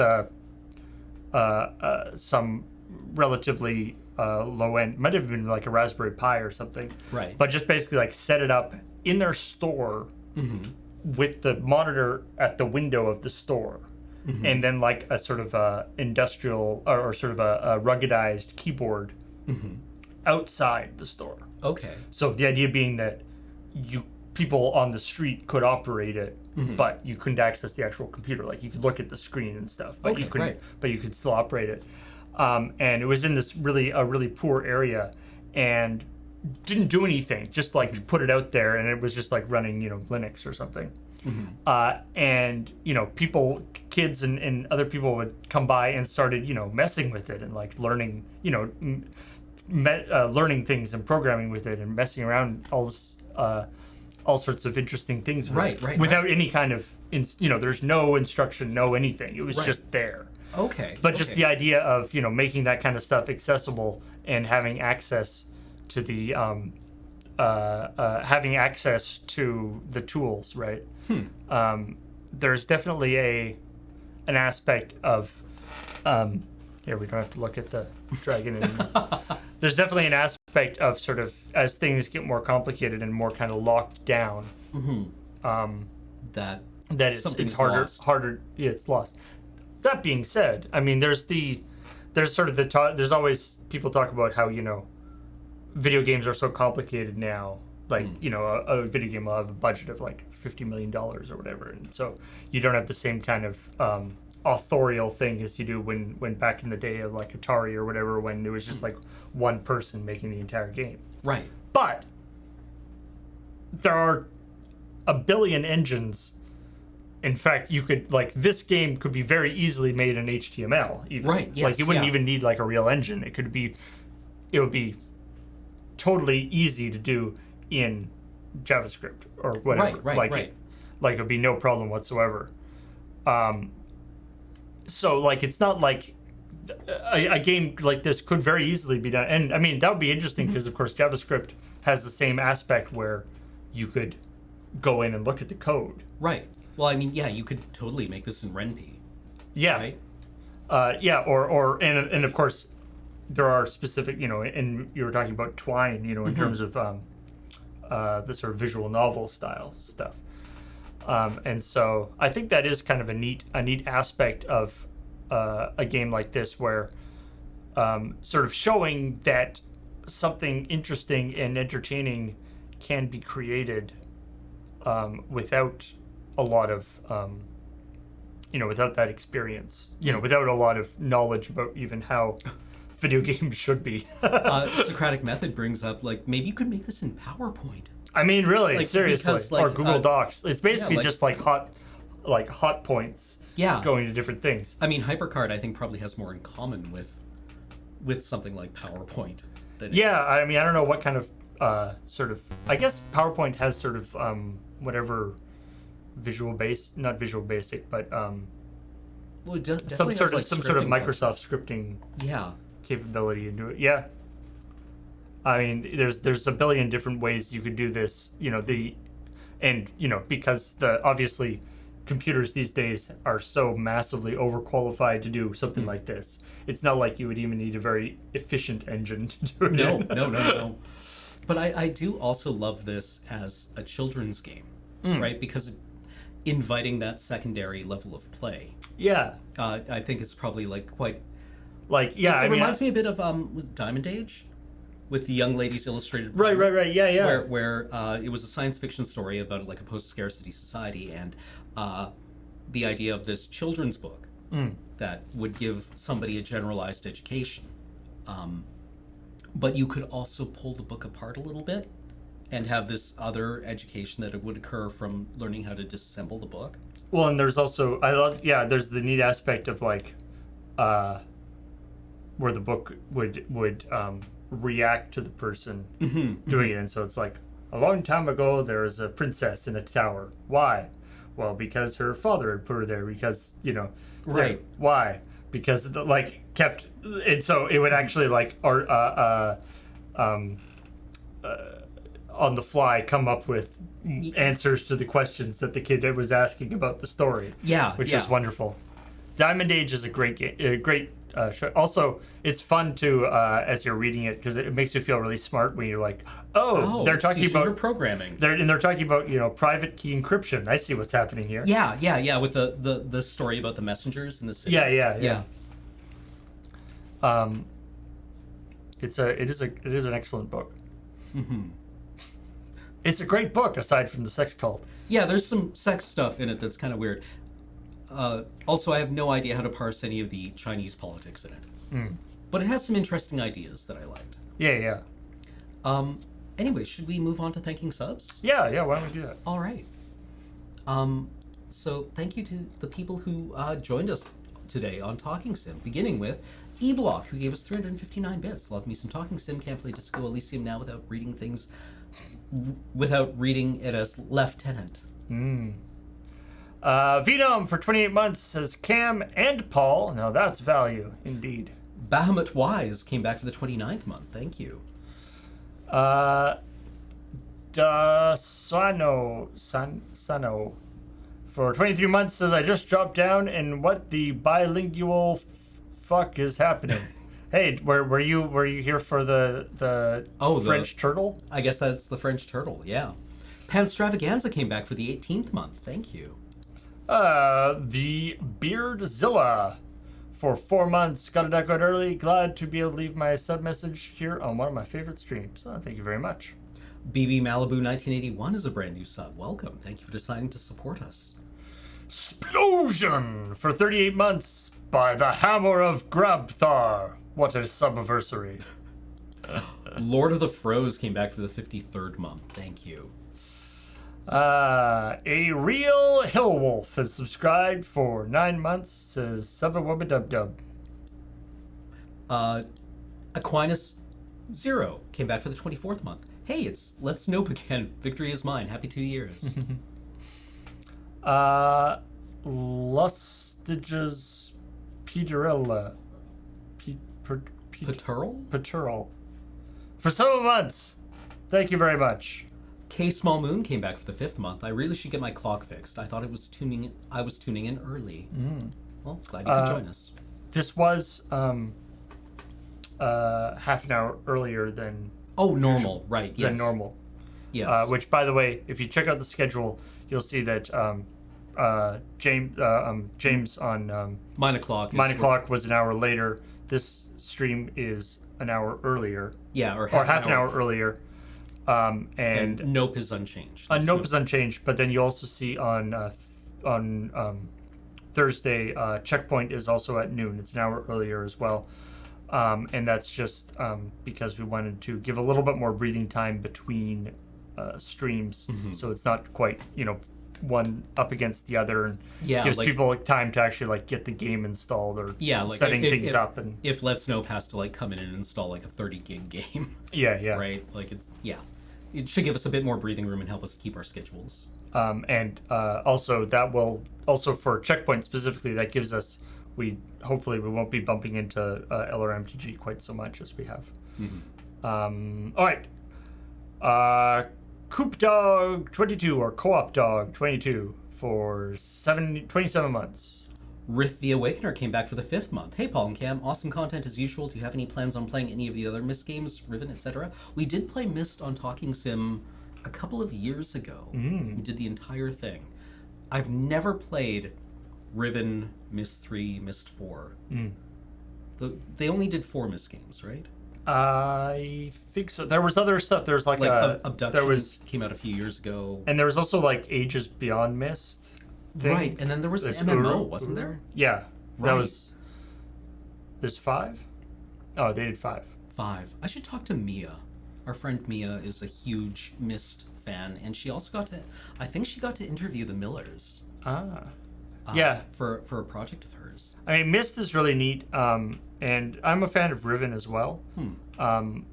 Although it's way harder than Myst in terms of the puzzles. Like, I keep thinking of that one Penny Arcade comic strip where they're just walking along the street and suddenly, like, there's a guy on a third-story window who just screams and yeets his computer out of the window, and it, like, shatters on the sidewalk and out of the disk drive. The Myst 4 disc rolls up to their feet, and he picks it up, and he's like, yeah, that's about right. Eldrin 13 came back for the 61st month. Thank you. Did we do Rift the Awakener? We did. Oh, yes. Okay. Right, yes. Captain Cobalt for 61 months. Thank you very much. The exact same came back for the 37th month. Thank you. Ninja Coco for 4 months. Woo! And Godeki came back for the 66th month. The original Myst was done in a very similar slideshow manner. It's true. Also, the Journeyman Project. Oh. That's another one that's actually a really... Journeyman Project 2 and 3 in particular are, again, they're made by a different company, but as a similar style in terms of... especially Journeyman Project 2 is a similar thing in terms of, you're sort of moving between stills and... it's a lot of fun. Good games. Graham is a big fan of those ones. That comic is 16 years old. That's not true. Look, it came out in 2004. That's not 16 years ago. How dare you? It's not true. It's 2005. It's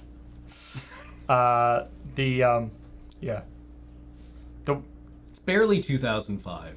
Yeah. To be honest, I was a little disappointed in The Witness. I've played I've started playing it a little bit, but I was super stoked about it until I realized that they're all the same puzzle. Yeah, it's all like one kind of puzzle, and I was like, oh, it's just more complicated versions of this one puzzle. It's not like cool, different, interesting puzzles. The way I had it described to me was basically you solve like the sliding tile puzzle, and then got to see a little clip of connections. Right, and I'm like, that's kind of an interesting way of gating YouTube for me. Right, if you need... I solve a cryptographic problem for you, and then you get to let you watch YouTube for 30 seconds. Once you start using that's true. I guess I haven't gotten that far, although I feel like I've solved a lot of puzzles, but there wasn't... The Witness doesn't have any really... a lot of sort of... there's another level to Witness. Well, I guess I haven't gotten to that level. But, anyway. All right. Ben and Adam will be here in about an hour to play... They always call it the bad game. Something unicorn? Something like that? Anyway, unicorn, apparently it's like... Adam said it's entertainingly awful. Like, it's the good kind of bad. So... Daymare, right. I was like, something to do with horses. Daymare, that is exactly the kind of like brain connection I would... Yeah, I was like, unicorn, something. Pegasus. And by the way, if you want to see me doing a stream, then you're in luck, because starting on Friday, I'm going to be playing, doing the next Play It Forward of Control. Oh, I've heard nothing but good things about that. Yeah, I'm very excited about it. It's the same people who did Alan Wake. Alan Wake, yeah. Yeah, I'm a big fan. I was a big fan of Alan Wake, so I forget what other stuff they done, but it's Remedy. So I'm very excited to give that a shot. I would have started it tomorrow, but the streamer event, LRMTG streamer event for Theros Beyond Death is happening tomorrow. So check that out. If you want to see people who are more competent than me play Theros Beyond Death, well, then you should tune in. So I'll be starting Control on Friday at 10 o'clock, 10 a.m. And I'll be actually doing it 10 at Friday, and then Monday, Wednesday, Friday, at 10 a.m. So same time, Monday, Wednesday, Friday, It just happens to work out that those times are not currently used on the schedule. All right. From what I understand, it's not unlike say Shenmue. It's not like a super long thing, so I think it's sort of maybe 5 or 6 sessions. Yeah, kind of in the 15 to 20 hours. So yeah, that should be fun. All right. And stay tuned for Let's Nope in just a little bit. Mm-hmm. And then there's more of the LRMTG and Watch and Play. Yeah, and then AFK tomorrow evening will be The Captain is Dead, which Yes. I will be playing. Oh, nice. That's which sounds really interesting. That'll be it was pitched to me as a better version of Red October. Right, yeah. Where you're all basically trying to keep the ship from sinking. That'll be Cameron and